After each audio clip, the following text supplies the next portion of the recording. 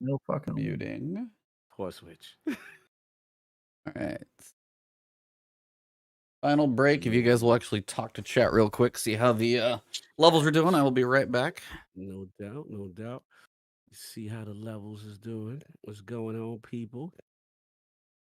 Hello, chat. Chat sitting in the rap. What up? What's going on? Dope Master True. Chat. Let's go. What's going on? Kevin's in Travis, Lights. how many ties do you own?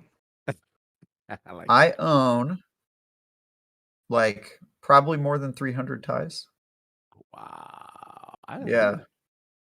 I started to, well, ties are pretty expensive, but when I was in high school and college, I wanted to wear neckties.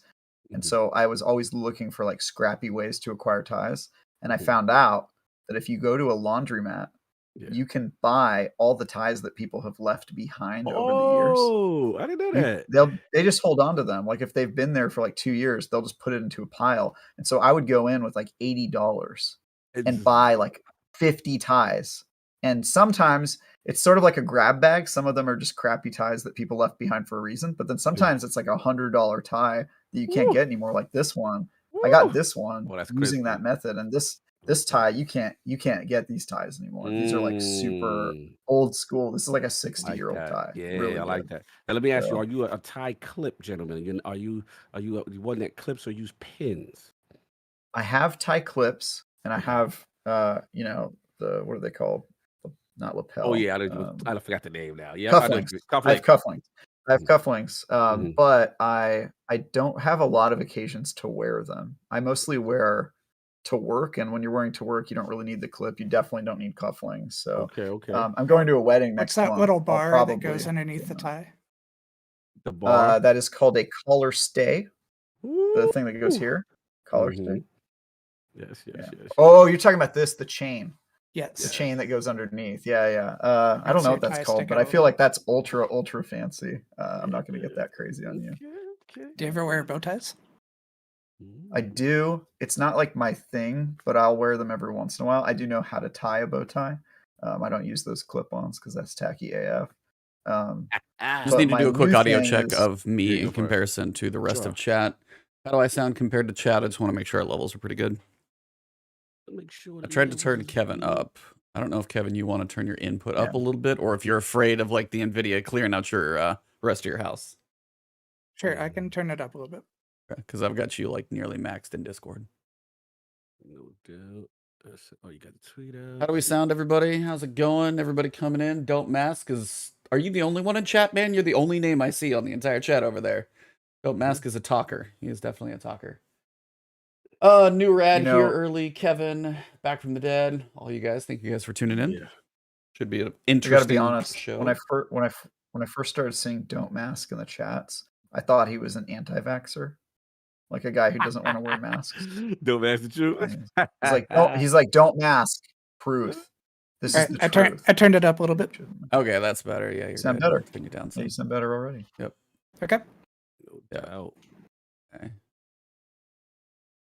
All right, I may adjust as we go, but hopefully we sound pretty good. You guys want to start? You guys ready to start the Audacity recordings? Everybody ready to hit the button? I'm so. I am. I didn't even have Audacity up. How professional. Hold on. Tonight's episode brought to you by Rocket Pop. No, I'm just kidding. Ooh, those are good. Yeah. The sour cherry I get on Saturday. Yeah, that was good. You know, E, can I make a request as a productive member of this podcast? Yeah, don't drink this stuff. As you gain more endorsements, can you start wearing their logos on your body like a NASCAR? I've heard that joke. I've heard that joke before, but I've heard it about politicians, which would be amazing. No, but that's different. I want to see like Outriders right here, and I want to see your powder. What's it called? The powder. Advanced GG. Advanced GG over here. Nice. I like I want to know like what sections of E are bought and paid for. I think that would be good. And then, so is Cog over there like half Last Stand Media and then half Meta? Yeah, I got I'm bad. I got like Meta, Oculus, Last Stand, and I'm just ILP, dripped in red. ILP. Yeah, and you just have a red IGN logo. I just have IGN right here on my forehead. It's really a neck tattoo of IGN. Let me know. I'll press the record button down this time. Okay. All right. If you guys want to press those in 5, 4, 3, 2, record. Recordings are going. Stream seems reasonable. FYI to you guys, I don't know how the stream is going to be doing tonight. Okay. Because I checked with the ISP to see they were literally working on replacing a part at my node today. Okay. But supposedly on January 10th, I'm actually going to be on a new node. They're actually going to be building a new node. So it's not like crazy speeds, but hopefully more, dedicated throughput for the area, because apparently we're not doing so hot. But there's a supervisor who I want to find her boss just to thank, to compliment her to the boss, because she's been really, really excellent. But I sent a text and I was just like, hey, because I'm just speed test isn't looking great right now. How's it going? And she'll just actually respond. But she actually said they're working on it, but she said there's going to be a new node. And I sent back a question. I was like, so am I going to be on the old node or the new node? And she's like, yeah. She's like, new node, fist pump. I was like, that's the right answer. Yeah, thank you. Nice. Let's reroute. Let's rewrite power. That's what I'm talking about. I was like, give me something reasonable to work with here. So, real quick, maybe great. It's your livelihood, man. I may dip out for a second between 9 and 10 because Fresh Direct just told me that they're delivering. So I'm like, oh, okay, I'll be looking out for that. But you mean just walk away? Yeah, I'll just walk away. Oh, you're fine. That's later, maybe 2 hours from now. 2 hours from now. Oh, okay. What's Fresh being Direct? very nice. That's the next logo I'm looking for. Fresh. Y'all don't got Fresh Direct? I mean, we have DoorDash and Uber Eats, and I've heard all of those. I don't know if I've specifically heard of Fresh Direct. Supermarket one, where it's you order groceries and you order the whole. Yeah, we have that. Yeah. Okay, yeah. So we got. That. I don't think we have that brand though. I've never heard of Fresh Direct. Yeah, it was it could just be branded. It could be a Northeast thing. Yeah, think about that. Yeah. Cool. Well, shout out. We got a nice little guest in the works. You guys saw. We'll see about that one later. So, what are you ordering? What do you got? What do you got coming? Carrots. Yeah. He's like carrots, a steak, some green beans, and then a huge thing of mashed potatoes and French fries. No, I'm just kidding. And then he's got it. No, he's gonna eat really healthy and then licorice on the side. Of course. No, I actually do have. Are you serious? You're like, hold on, I got the chicken, the green beans, and can you put a bag of Twizzlers in there? Because I need. It's your fault. Because that time you put me on to those licorice, I got the sweet tooth, so I always gotta have some little, sweet or some organic. Well, no, okay, so here's the issue. This is the joy of pre-show, guys. Chocolate. This is pre-show. No, like he was saying, he's like, oh, I love Twizzlers. And I'm like, dude, there are better than Twizzlers. And he was like, what? I'm like, oh, for sure. And I was like, I sent him a link of a couple different Australian licorice, and he sent me that. He's like, oh, I can't buy that. I can't buy that because it's you'll just go through the whole bag in one sitting. So it's bad. I don't do that often either, but if, there's 2 places I know that sell the brand, at least locally. So I'll usually only do that if I'm going to. Did you say Sprouts? Yeah, Sprouts. Sprouts will actually have the whole they'll have section. Yeah, they'll have the bulk there. Your back is killing me. But yeah, he said plenty of A1. Yes, A1 has. Oh hell no! Keep that shit off of there.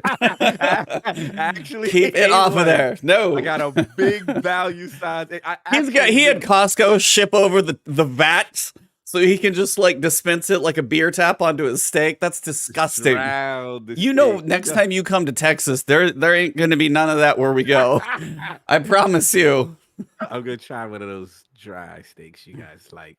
I'm sorry, it's not. I'm sorry, it's not dry if it's 21-day dry aged, and basically it's salt, pepper, and butter, and that's all you need.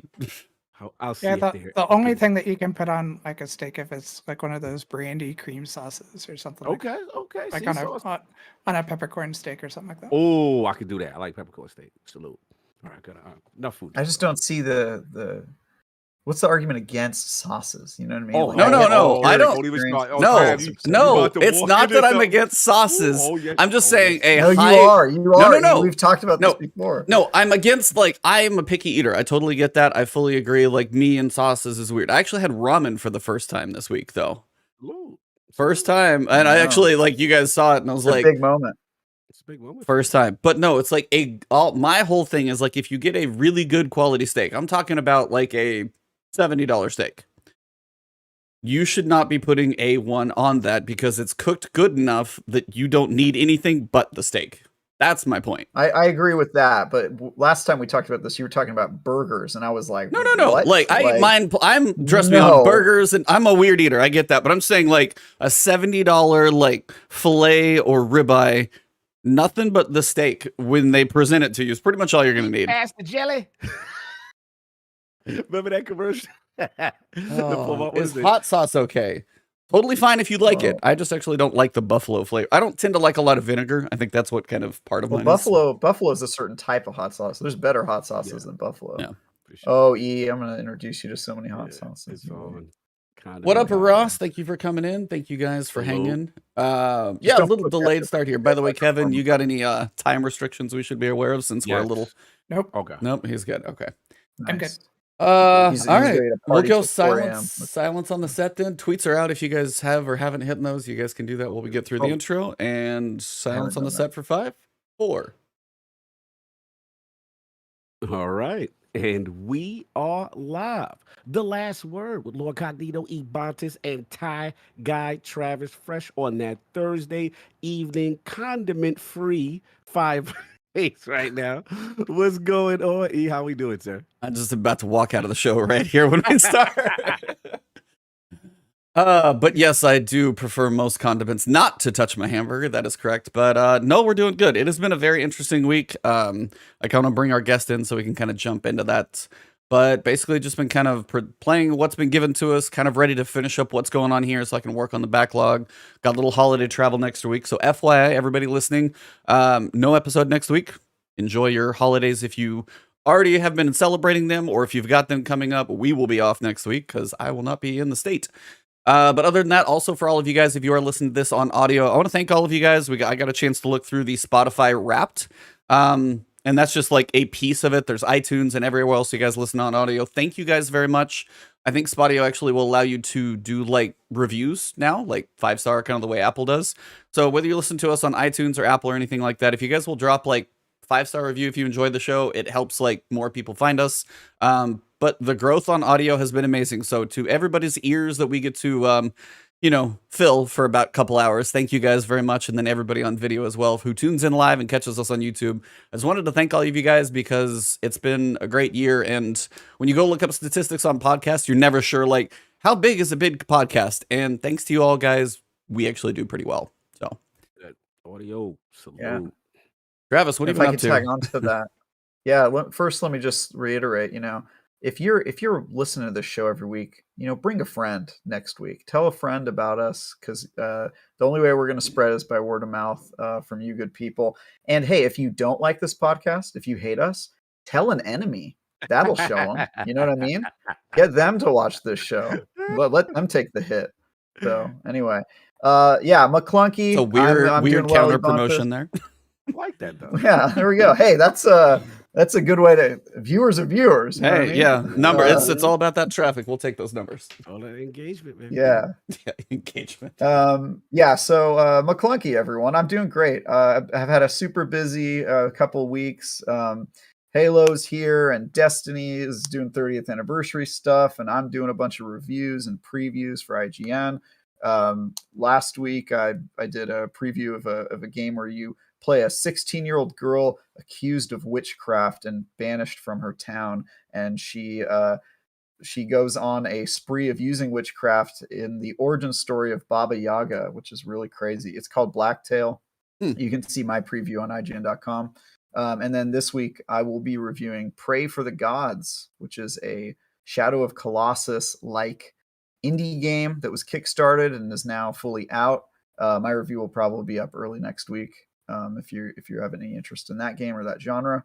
And yeah, man, other than that, I've just been playing a lot of Halo and a lot of Destiny. How about you, Cog? Yeah, same thing, man. I mean, it's funny because I literally have not played Destiny for about a month and a half, and it felt so weird coming back. Like, I was lost. I was like, I literally ran the Ebontis video. I was like, I don't know what to do. What am I supposed to do this first? That's why I'm here for the lapsed veterans and beginners and experts alike. You can come to the Ebontis videos to know what to do in the current seasonal content. And Cog, I'm sure you can agree as somebody who's put a lot of time into Halo. If I had $1 for every time I hit RB to try to grapple hook in Destiny, oh my god, dude. Not having a grapple in Destiny is so bizarre. I feel like the game's incomplete now. I'm like, where is my grapple? I don't understand. Well, it's like it's grapple or double or triple jump. Apparently, there's I can't remember who I followed on Twitter. Somebody was like, I just, it'd be great if he could double jump or something like that for Chief. But outside of that, yeah. Oh, he doesn't need it though. He can basically fly. Like, well, I mean, I would argue now, that the grapple hook is better.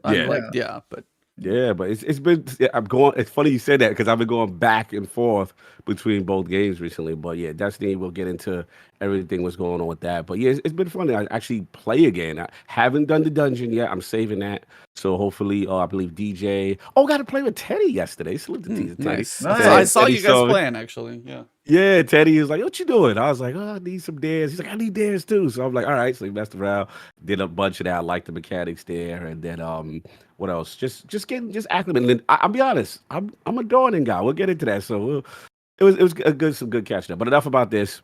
We got a very patient and amazing guest waiting. So let's do the honors and bring this gentleman in. All right. Welcome to the Last Word episode 177.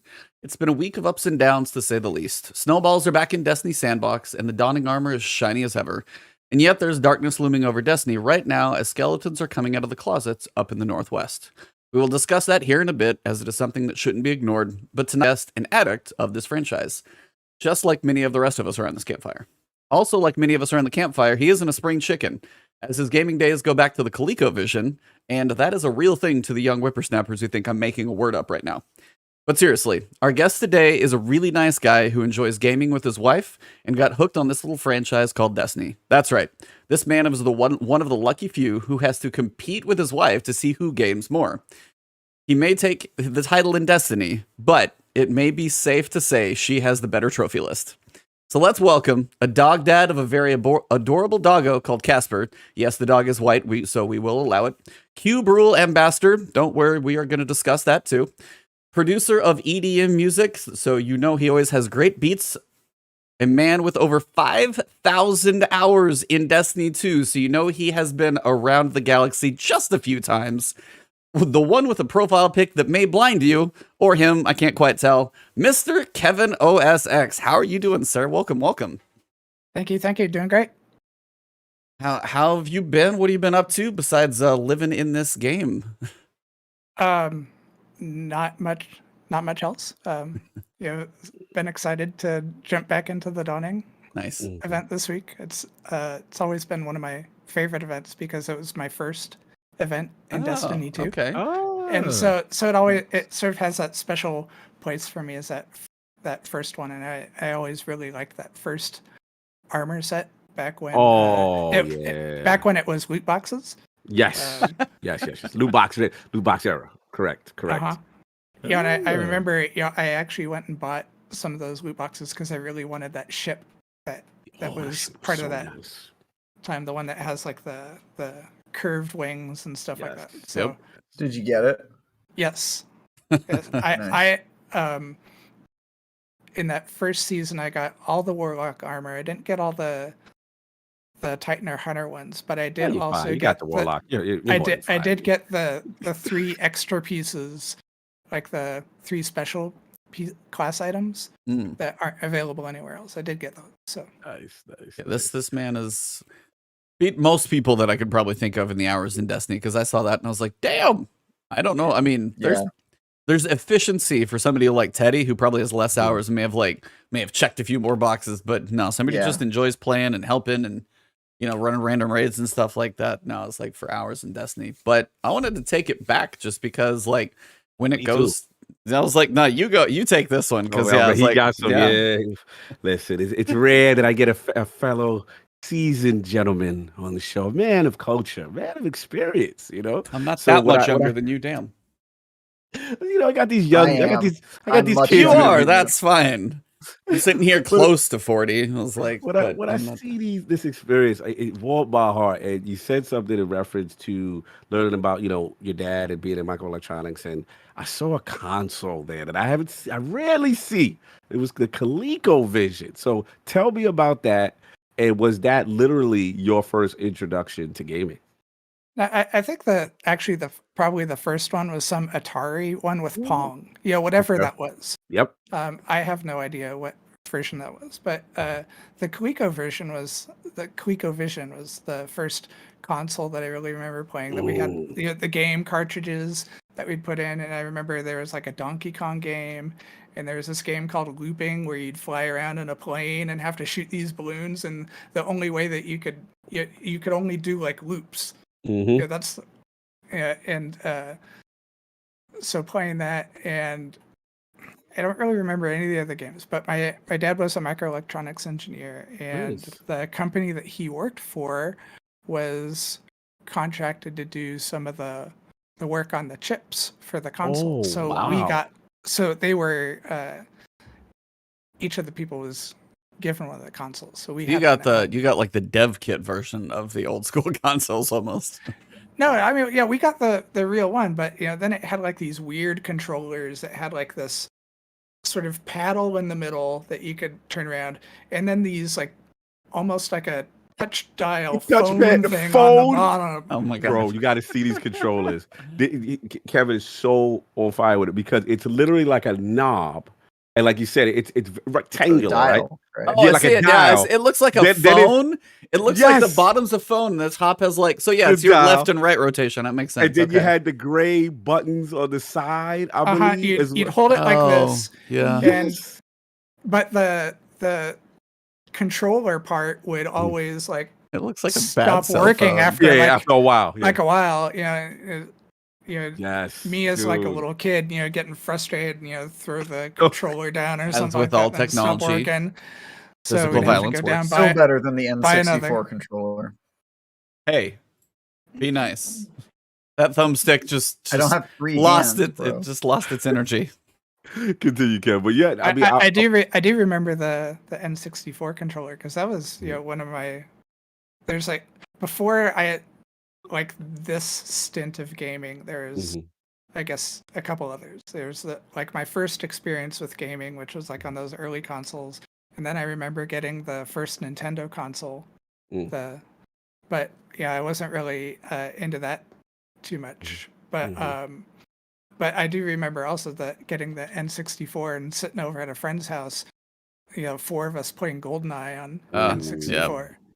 I don't know if there's a lot of people of like at least a reasonable age who didn't play GoldenEye. That's like one of those like general experiences you somehow like whether you owned it or not, hung out at a friend's house because sleepovers and like that was still a thing at that point. I don't even know what kids are doing now because I'm not in that realm. But I mean, that's like everybody seems to have like funneled through GoldenEye in some experience. You may have played it a lot, you may have played it a little, but I think everybody probably played that at some point, which is kind of one of those unique things. Not even everybody played Halo, but I think almost everybody probably played GoldenEye.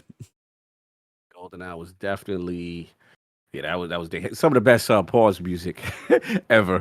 Shout out, someone did like a Reese's Kid on it. It was absolutely hilarious how good it was. But yeah, I just wanted to salute you on that. And we'll see if it's you're fired, so that's fine. But the reason why I brought up Coleco is because it's funny because my dad had a Coleco, and that's how I got introduced to gaming, was through. So when I saw that, I was like, wow, we literally share the same kind of origin story for gaming. And there was a bunch of games for Coleco that I remember. Donkey Kong was the pack-in, and a whole bunch of little weird. It was a very ambitious system. And the last point I'll say before I give it to E was that it was, if you really look at it historically, Nintendo had games on Coleco. Sega had games on Coleco. Like they were all like software got making for this console. So it's kind of full circle when you look at it. It was a very good console for its time. It was more powerful than the Atari. Because the Atari was the more popular mainstream 2600, whatever. Yeah, Coleco was like the more powerful. There's the Scorpio, you know what I'm saying, of its time. The Xbox, it was the Atari Series X version, or the Atari it was just X. Yeah, they had the same games, but this was like powerful joint. What's up? You've been on the underdog side of gaming your entire gaming career. Yes. You did Coleco, and then you tell me you're a Sega fan. Are you also like Xbox? So were you also a beta? Was he a Betamax and also an HD DVD fan? He had too? a Zune. I had a Zune. I had a Zune. I had an HD. Oh my god, he had a Zune. He had a Zune. Bro, you just pegged me because it's true. Like, bro, like I've literally been on the wrong side of history. And you play anti-meta gun. You like being anti-meta in Destiny. Yeah, you don't. I'm You an want. You underdog go guy. the other Yeah. way. You go the other Yeah. way. And he's a warlock. Perfect. Okay, yeah, that one makes sense too. No. I can't. Yo, Trav, that was fire. Because not to make this about me, but yeah, I've literally had I think the only console that I've probably picked that was or thing was the original PlayStation. I knew that I knew that was going to be special. But every other generation, I just went with my heart. Anyway, enough about me. I'll be on Trav. You got some more questions for Travis, what do you got, got? gentlemen? What was your experience with shooters before Destiny? If any. So probably the first, after GoldenEye, the next set of shooters that we started playing was, so one Christmas, my wife bought us a Nintendo Wii for Christmas. Mm-hmm. And we started playing Call of Duty Modern Warfare. On Wii? Oh my God, on the Wii. That's crazy. And so see a video how that even runs. Yep. I mean, it was... Teddy can show you. It was a fun game. We played that a lot. So we'd, just swap off doing the story back and forth. And then we could do couch co-op multiplayer. See, that is a rare thing now these days, actually. So we were doing a lot of couch co-op Call of Duty. And then, after that, there wasn't more games like that coming out for the Nintendo. So I bought one winter, I bought us a PlayStation 3, and so we started playing more. We started playing Call of Duty again right away, but then we were still looking for what is a game that we could play together. There were so many games that you could only play one at a time. Yeah. And so we go down to our local GameStop. Help us out here. What's a game that we can play together? And they're like, oh, you should check out this game called Borderlands 2. Oh yeah. And we played that game for 2 years straight. On the Wii U? No, on the PlayStation. On PlayStation 3. There you go. Yeah. And so we played that PlayStation 3. We were playing that for 2 straight years. Nothing but Borderlands 2. And then the next Borderlands game came out, Borderlands the pre-sequel. And they changed how loot farming worked in that game. And so you couldn't farm the bosses for as much loot. And then they also added in this other strange mechanic of this machine that you could go dump your things that you didn't want anymore, and it would spit things back out. So you could get all the good guns in the game right away, because you could just throw them in there, and then they'd have the little ways that you could duplicate things, and so we'd pass items back and forth. Kind of lost the carrot on the stick, right? Yeah, there wasn't much left to the game anymore, and so then I started hearing about this game called Destiny. I was like, oh, What point was it at when you heard about it? Like, was it still that first year, or this how far along? This was in probably November 2014. So it was not too long after the launch of Destiny 1. Yeah. And so went down to my local Best Buy, got one of those white Destiny PS4s, which I still have. Nice. I guess it's sitting down right here next to us still. Nice. And I was just bored to tears. I just didn't get the game at all. Vanilla Destiny is pretty, yeah. Especially if you try and go through a story at all, probably compared to Borderlands being so over the top, and you're like, things might have happened maybe. And then if you weren't told, especially if you guys do couch co-op, I'm sure there's no real communication about the raid. So you probably got done and were like, well, all right. Well, I mean, I didn't know anybody else. Yeah.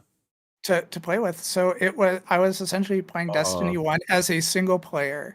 I still don't know that I've ever done anything like a Nightfall. I've never played any PvP in Destiny 1, never done any raid or anything like that.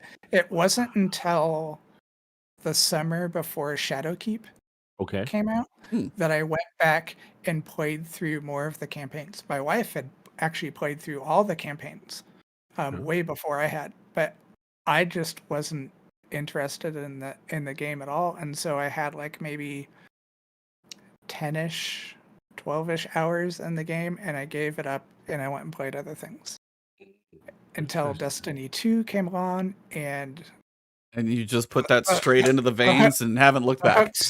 The hooks were in, and I've played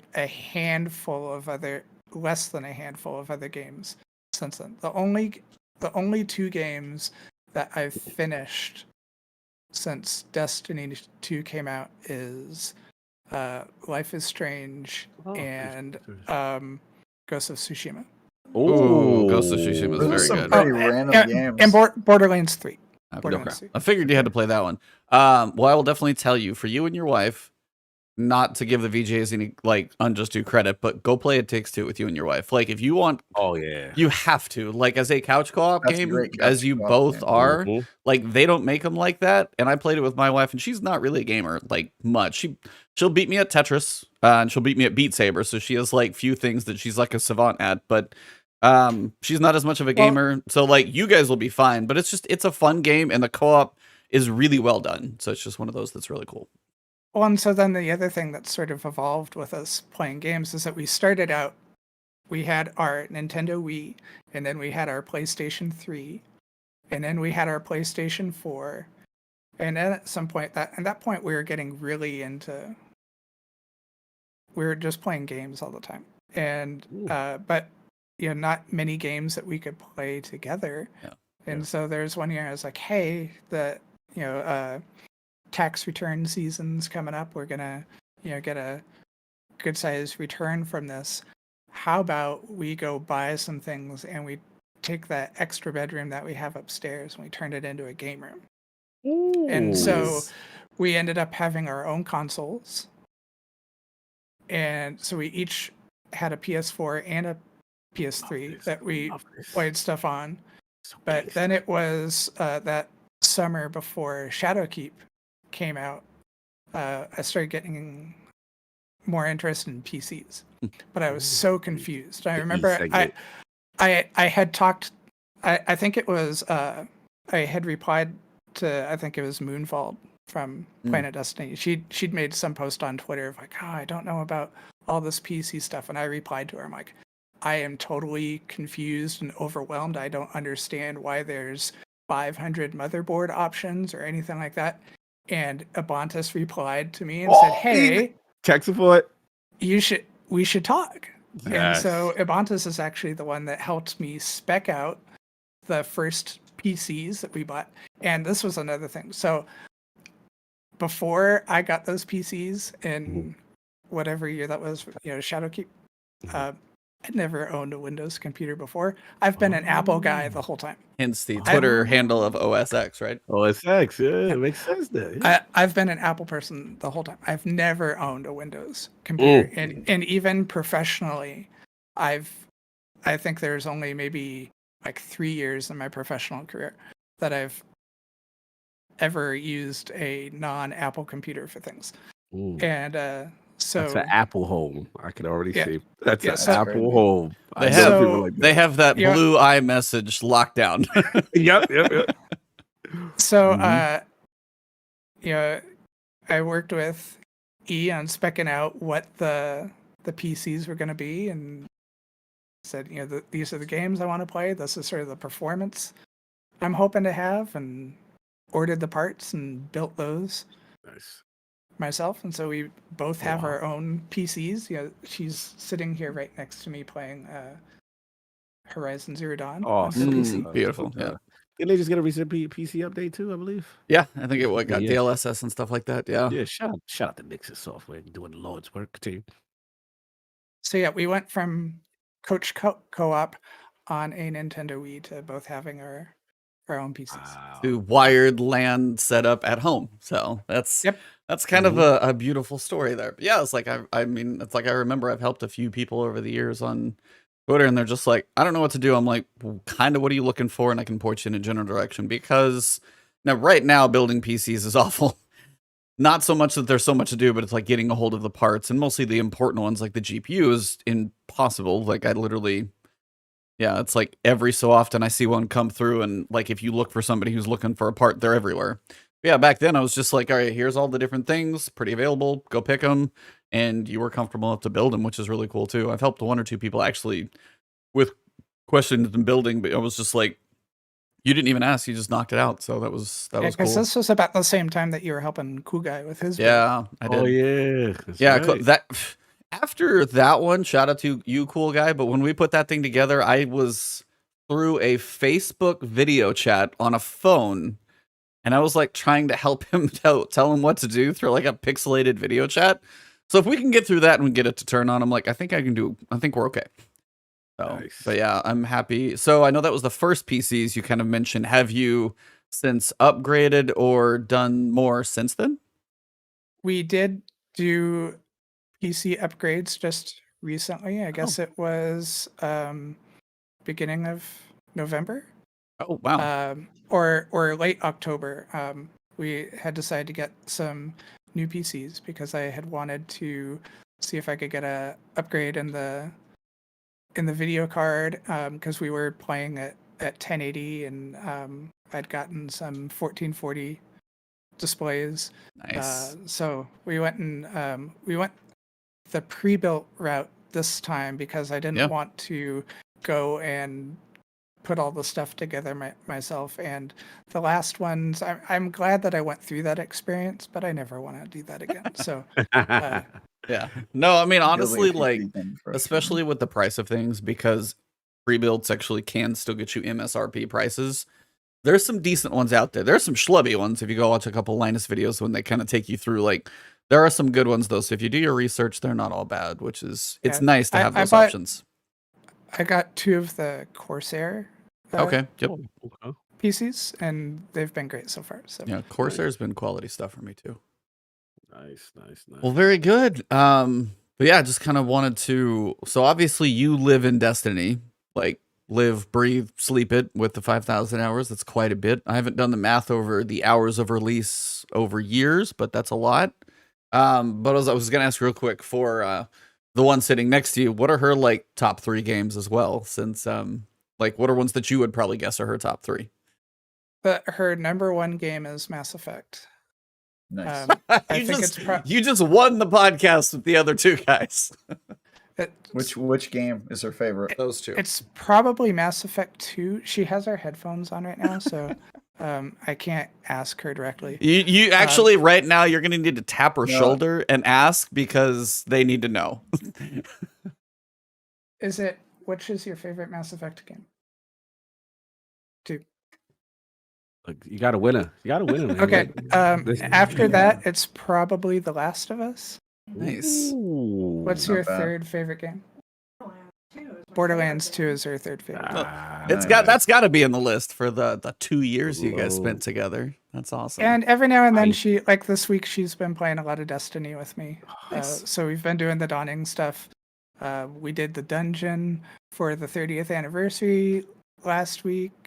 She jumps in at the beginning of the season, and we just that's great, man. Hang out, do stuff, play together, stay together. That's the dream. Yeah. Seriously, yeah, you guys are set. If you got that type of game room set up, and you're just sitting next to each other gaming, like, yeah, you'll be able to do that until cows come home. So yeah, but she is much more of a completionist than I am. And yeah, like your intro saying that she has platinumed just about every game that she plays, goes after all the little trophies and things like that. Nice. And here I am playing this one game.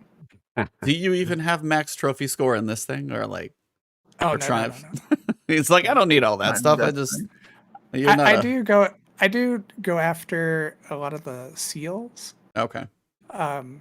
Except for the ones that I think are outside of my range, like the PvP ones. Like, I'm not gonna have the flawless one. I'm not gonna have the unbroken one. But I try to go after all the other ones. Fair enough. Well, very cool.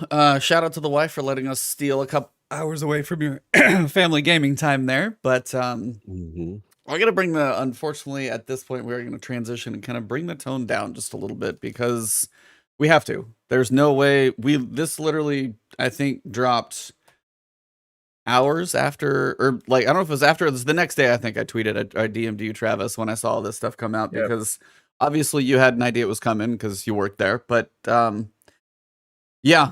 So last week, shout out to some pretty in-depth reporting and a lot of information that's basically came to light with regards to Bungie's, culture and kind of a toxic environment.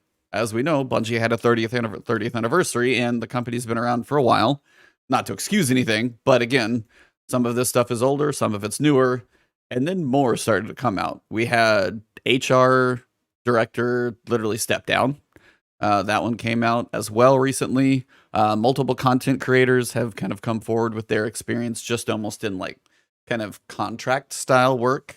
But also on the other side, not to discount anything, and we're going to like kind of talk about it just a little bit, but also having seen the way that another company going through some things is handling things right now, and then to see the statement from the CEO of Bungie come out and basically kind of try and at least own it on the chin. It's nice to see somebody kind of take their lumps and say, we are not perfect. We are trying to get better. And I think that is at least one of the like silver linings to this whole thing. But the grand scheme is, this is not like exclusive to Bungie. Go to any corporation, any industry, especially the more you get into trades. But I mean, you picture gaming, for the longest time it's been more male dominated. So, but I mean, picture a corporate environment. Go think of like older shows, Mad Men. All the sexism and all that type of stuff has been in like literally the workforce forever. It is a good thing that more and more of it is being made public, because that stuff should not happen. But it is really unfortunate to see a company that a lot of us hold in high regards, to see this type of stuff come out. So I kind of wanted to get everybody's thoughts on that one. I know everybody's kind of probably talked about it in different places, but if anybody wants to talk, have thoughts, or just if there was anything interesting that you like kind of got a revelation on this week, anybody want to take it? So I guess the one thing that has been in my mind a little bit first is that I think a lot of people at first missed the IGN article, and what they saw first was Pete Parsons' response. And so immediately there's sort of this response from everybody in the community of like, oh yeah, Bungie, you're great. This is why we support you and stuff like that. I'm like, no. Hold on a minute. Yeah. You missed this other thing. You need to go back and read this. And I think everybody, at first was quick to jump on this. Bungie's the good guys, or you're just, almost like in the Star Wars scene of like, you were supposed to be the good ones. You were supposed to join them. You were the chosen one. And so a lot of people then going back and seeing, no, I can't believe that this is happening. Not Bungie. And I'm thinking, I interact with a handful of people that work at Bungie, and all those people have been great. But we're talking about a company that's over 800 people, and I interact with 5. Right. So, as great as those people are, sure, it looks like there's some bad apples in there, and hopefully we can see some movement here to fix the things that have been pointed out. It sounds like from that article that there's a lot of people that are feeling that there are some positive things being done and that things going in the right direction, but this isn't going to be something that's solved overnight either. No, I mean, I think that's the important thing, is that is it Rebecca from IGN? Is that the right name? Yeah. Yeah. So it was 26 people of like, I mean, I don't know if it was current or previous. I'm sure most of them are like obviously pretty much. Yeah. So, but that's the thing, is like from the previous experience that some had versus some of the current ones, as it said, it's like nothing, it's not done. But like, as it said, some of the more recent ones have said they have seen steps being taken. Like they've been more on the proactive side of trying to at least start making changes and get things going in a proper direction. They're not done. They're not close to being done. It sounds like, because it's a very hard ship to turn, but it is that piece. But also when you go read some of the stuff previously, and then shout out to Mylan. He's another one. His video for Mylan Games, because he did all the lore anthology books, if you guys aren't aware. He knows the lore like in and out. Basically, him and Bife are like the two who know more about the lore than 99% of that company probably does. And we were lucky enough to have them both on the show too. But like that video is hard to watch because, I mean, he scripted that one to make sure he kind of said what he wanted to say and didn't get too far off. But just his tone and the way things went down for him, they mentioned all this kind of old guard of Bungie, and there was the franchise, and the narrative team seemed to be part of the focus of the discussion.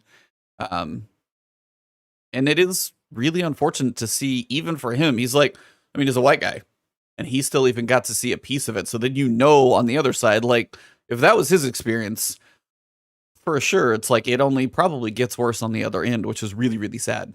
Travis, what about you, man? I know you were probably closer to this thing coming out and knew it was coming. So I was like kind of curious if you had any thoughts or if you would rather stay quiet, depending on your position. I don't really know what statement to make because on one hand, obviously, these problems shouldn't exist, and it's important as a fan. I feel like it's your obligation to speak up and ask for companies that you love to do better. And Bungie means a lot to me and a lot to the community of Destiny, so you want to do it. But on the other hand, like, I'm friends with a lot of people that work at Bungie, you know, and so I want better work conditions for them, and I want them to be supported and feel like they have the support of the community, that we're not on their side, we're not attacking them.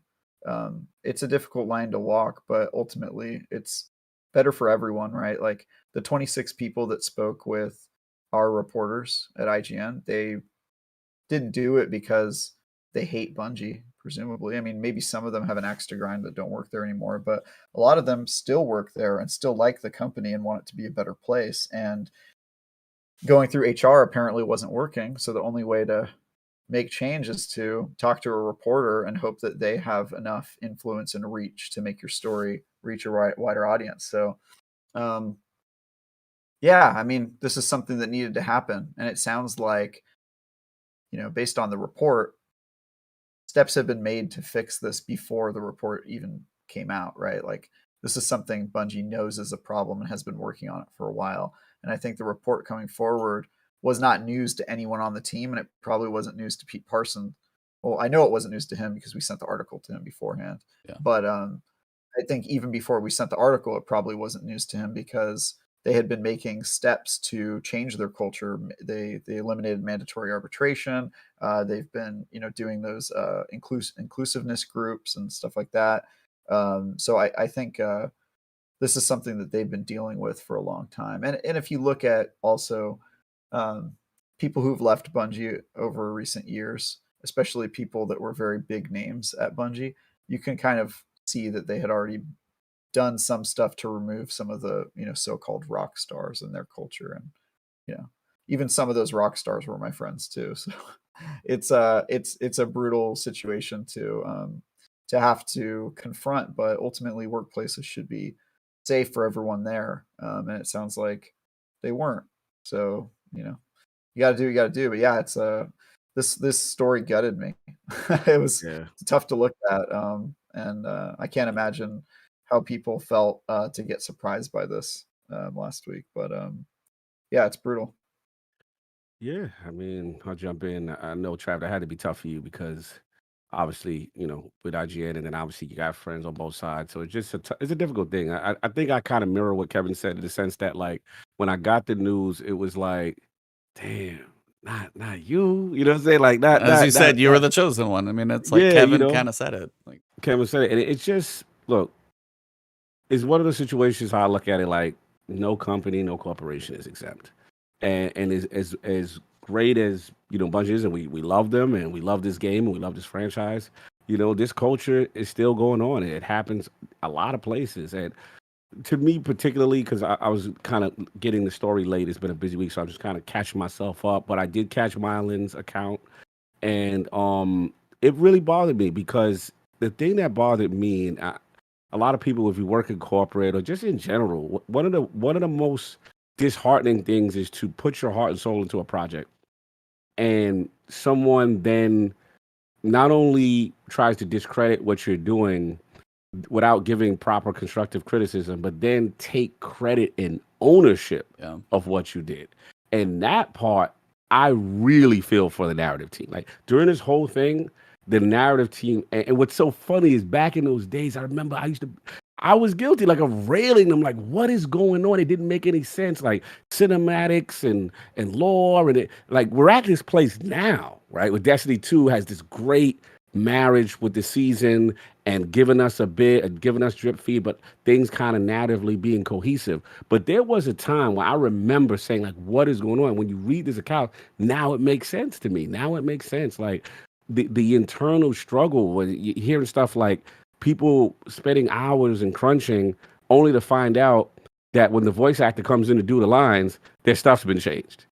like that, bro, that hits the soul. So, you know, the discrimination stuff, obviously not good. You know, the gender stuff, not good, you know, kind of thing. I mean, to E's credit though, shout out to Pete Parsons for getting in front of it and not running from it, right? Not saying like it didn't happen, basically saying that the bad actors are out of there. Clearly, whoever that one Mylan was dealing with was clearly a problem, because it seems like Mylan seemed specifically touched by that person, and he could only imagine if in that small window of him making an anthology that he was in that level of rage and frustration as a part-time or contractor kind of situation that he was. Could you imagine being day to day with that person who's giving you that push-pull? So it's just tough.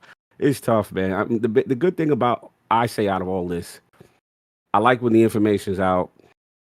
Now we move forward. Now let's put in steps to really course correct, to really make sure that, you know, all the bad actors are out and people are actually valued. And I will say this, I do feel, to Travis's point, that something had changed, because I just feel this great cohesion with the narrative team, like say for the past 3 seasons, 4 seasons. Yeah, however long that took to come together, seems like the fruits of the change seem to be paying out this year. It really does. And for the first time, I've seen the narrative team be more vocal and active on social media, and hey, we wrote that. And, you know, one last thing that really bothered me, like, you know, the joke between me and you, Eve, you know, last word, aka Flashpoint, was started. The long point, right? Started at the Curse of Osiris, which was literally the lowest point of the franchise. And to hear the accounts of what was going on during that, right? So it's so crazy. And two last things I want to comment. I know I'm talking about, 2 last things I do want to comment. The Devin K sexuality thing, that was weird. Like they were like very cagey about that, basically. Yeah, they fought to keep it out. It was like a one-liner. All he said was like, I remember that too. Yeah, I remember that. I was like, oh, that's cool. I was like, all right, it wasn't even a big deal. He mentioned a line like, hey, I miss my boyfriend, or whatever it was, the guy's name, when you were in the EDZ. He would say that, like, when you would go past. It was like one line of 1,000 lines the man would say, right? Yeah. And to see Go ahead. No, say Chad. I was just going to say, I remember it from the Bungie side, because I did the on-site review for the base Destiny 2 game, Vanilla. And I remember some of us had just discovered that line in the game. And we were sitting around eating lunch, and there were some Bungie employees there. And we were just like, hey, is Devin K gay? He like mentioned some guy. And the guy kind of like looked like he was like surprised. And then he goes and looks at somebody else on the Bungie team, and then looks back at us, and he goes, oh, so you guys caught that, huh? And we were like, wow. And I just remember like that weird moment and that look of them being like, see, people did notice. And another guy, like, there was like a little, like, they were transmitting some sort of message with them. And I was like, that's kind of weird. That was like a weird moment. And I didn't really know what I was saying. But then when I saw this article, I was like, oh my God, it's because like it years was a back. thing. Yeah. Like They had to do a whole thing to like get this one line in, and I think it was them appreciating that the one line did have an impact for people who wanted it, you know? Right. Because I think it was a compromise of like you could put it in there for people who want it, but don't like shove it in people's faces. You know, I think that's the line that they were trying to walk at the time. And then now they're like, yeah, we're gonna have Saint Osiris be in the lore, Saint Osiris, like it'll be like a prominently featured. But at the time, that moment is in my head. It will forever live rent free in my head of that moment between the two Bungie employees. Yeah, and I just thought about it. It was just like, I'll give it to you. It was just interesting to me. But then again, I find it funny that some of those who fought against it had no problem taking the credit when it ended up being a great thing, right? And be like, oh yeah, that's the problem. No, I mean, and that's the problem is this isn't news. Unfortunately, it's just news because Bungie's the one in the headline, but you could fill in most companies that are big enough that have a lot of employees that it's going to be there because industries that are big and small is like, well, I've worked around like a lot of contractors in a couple previous jobs. Any idea what words get said around that type of group of individuals? You can only imagine. So it's like, and it's like it's a whole bunch of good old boys talking or whatever like that. But it's like, depending on who's walking around the counter, it's like they don't. And it's like that stuff in a gaming environment. It's like, it's like so. Whole bunch of guys make games. It's like girls like to play games too. Shout out to our guest and his significant other. Right there is equal, if not, playing more games than he is. He may have hours in Destiny, but it's like they play a ton. Like they both equally play. So there's no reason the environment to make the games should be any different. And it's taken a long time for even girls who enjoyed playing games growing up. It almost seemed like you could have like nerdy guys growing up. I feel like I was one of those. I was like the video gamer. I was like the nerdy video gamer. I took a couple computer science classes. I was not the popular kid in high school. It's fine. But also on the other side, it's like you knew some guys gamed. It's like I couldn't even as a kid growing up, I didn't even picture that many girls gaming. You just didn't.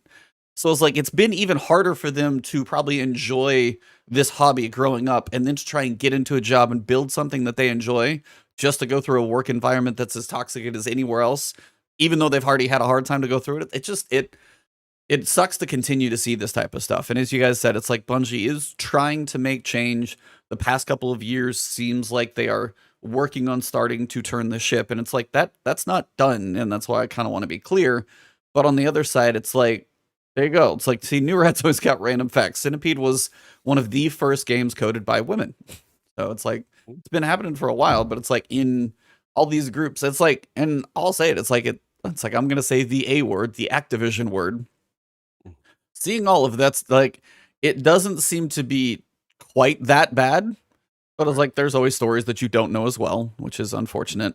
But I was like, at least seeing, two different CEOs, and this is at least one thing where it's like somebody's trying to turn the ship. Reaction, yeah. Somebody is at least trying to turn the ship, and they were ahead of at least the story, as opposed to complete denial and SEC lawsuits. Like, I mean, they do feel different. It's like neither are good things that they happened, but at least you can see the response is different. And I have to cut you because that I completely agree with. And you look at both situations and how they're handling. And to Pete's credit, I don't know him personally. I haven't met him or anything like that. I can just go by what I see. I remember him being out on the front lines during, different social issues. Black Lives Matter was one of them. Different. I mean, to their credit, we have to admit, like, prior to this coming out, right? And no company or corporation is perfect. What people have to realize, they all have dirt. There's all skeletons. There are bodies buried at every company that you like. Yeah. Well, it's like, unfortunately, there's a very recent example too. Do you guys remember Nicole? Refresh. Nicole Goulson. I'm probably getting her name wrong. I think that's it. She worked on their social team. Yeah, she was on social. I think she did some of the video reveal type things. Yep, she was more marketing. As we've been in since we've been in COVID, and they weren't doing like the full produced videos done in the studio. She was the one that would sort of take over the role that Deej used to have as being sort of that talking head voice, introducing the videos and introducing who else was going to be speaking. Okay. So what was going on? Tell me, educate. She only was there for a year, and she left recently. And she kind of retweeted and called this article out. So if you go look her up, she and one of her very short tweets was pay women.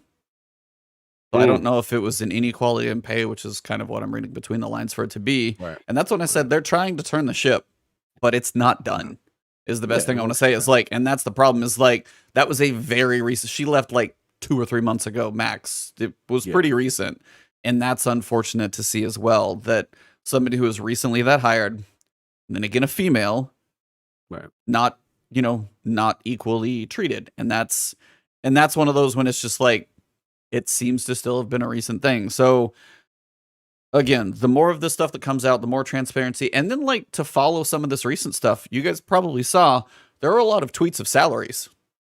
This is what I do. This is what I get paid, and a lot of those were at Bungie. I saw one person kind of delete it and take it back.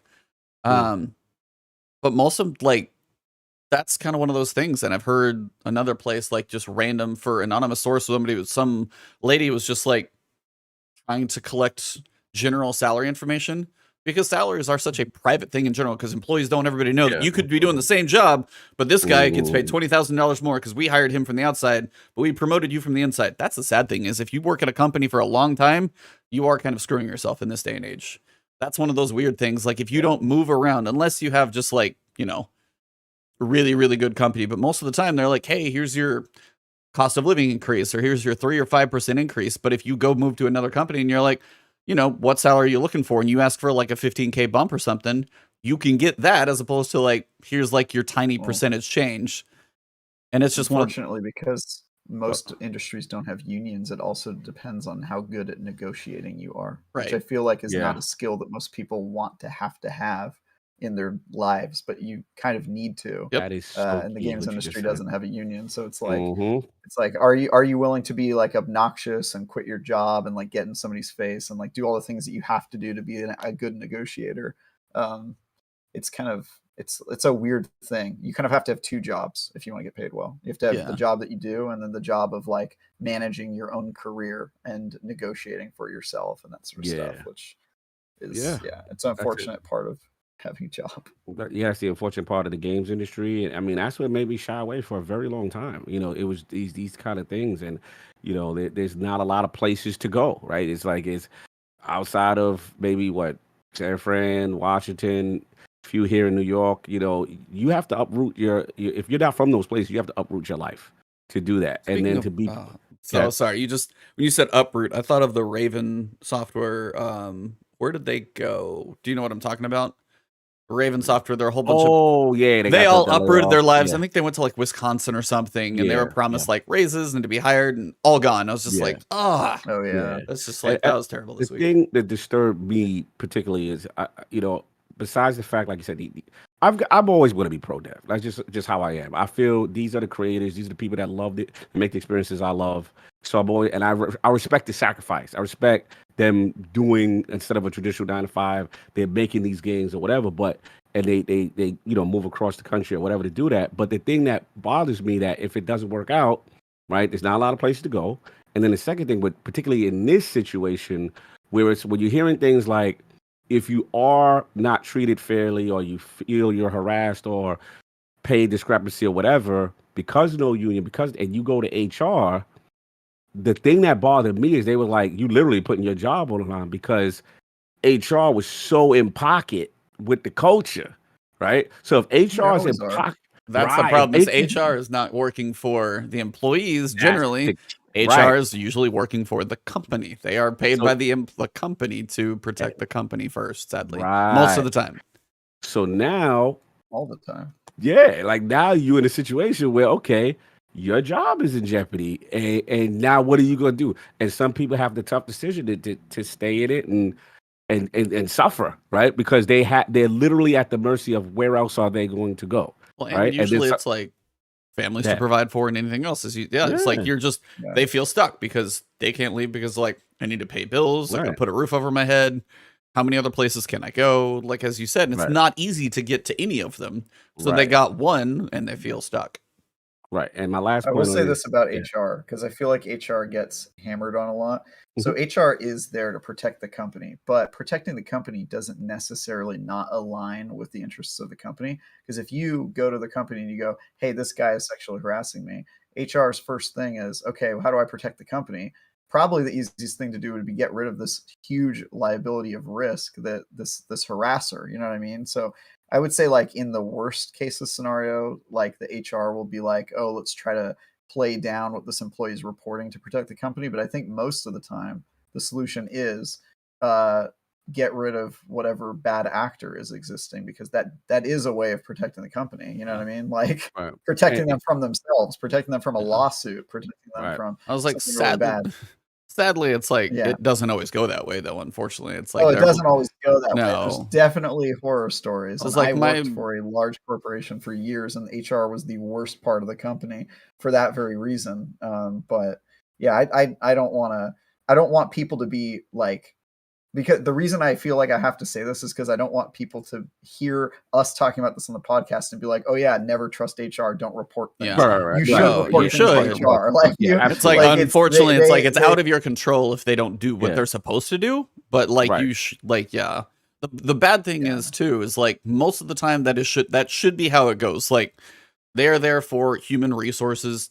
Yes, they do have to look over the company, but in general, as you said, proper thing to do would be like, okay, go to somebody superior. This is the information I have. They should be Right. gone. That is how Right. that is probably supposed to work. But Right. unfortunately, you can report that to somebody. It can get to a superior. If somebody's buddy with some executive somewhere, And nothing then gonna it can happen. turn around and you can get pushed out. And Right. that's like And that's not always going to happen, but that has right. I've known people where that has actually like been done around them, and it's just like Right. that's what sucks too. And that's what the pattern I'm noticing with the games industry that bothers me is it says that they shouldn't have to run anybody, Jason Schreier, IGN, everybody just to talk about all these atrocities, and then as a result of that, properly now getting the proper voice it needs and the proper spotlight it needs to now get the actual action. It should have happened long time ago, and that's the cycle that has to change, right? So it's just like it's just unfortunate. It's unfortunate, but to Travis's point, I completely agree with him. Like in normal circumstances, HR is there supposed to, to do these things and to make this happen. So it's not like we're trying to lambast them. It's just that in this particular situation and situations we're seeing in gaming recently, it's just like, wow, this report has to happen. This article has to come out. Somebody, eyewitness reported, got the scoop, or the seed has to come out. And then it's like, oh, now we're going to make a public statement. Now we're going to do this. Oh, we got to fix it. But this been going on, right? I think the reason that like journalists had to get involved is because of the nature of the complaints, because the complaints weren't anything so egregious that they're unlawful, right? It wasn't like what we're saying at Activision. It was basically like, hey, my boss is a jerk. And like your boss is allowed to be a jerk, right? Like they're allowed to be as toxic as they want. None of that is unlawful. But when it happens over a long period of time and with enough bad apples at the top, it starts to be a hostile work environment or somewhere that's not fun to be. And so if you report to HR and you go, hey, my boss is mean, he wants to make all the decisions for me, and all that stuff, HR is just going to like shrug at you and be like, okay, well, they're allowed to do that. You know what I mean? So just because it's not unlawful doesn't mean that it's not something that needs fixing. So I think I'm glad that they found a way to speak out, because obviously people should feel good about where they work, especially people who work as hard as the Destiny team works. And I was just gonna say, like, I was gonna say, Kevin, I know you've been very quiet and patient. I just want to see as we wrap this up, if there's anything else you wanted to add, and then we can kind of put a bow on this one.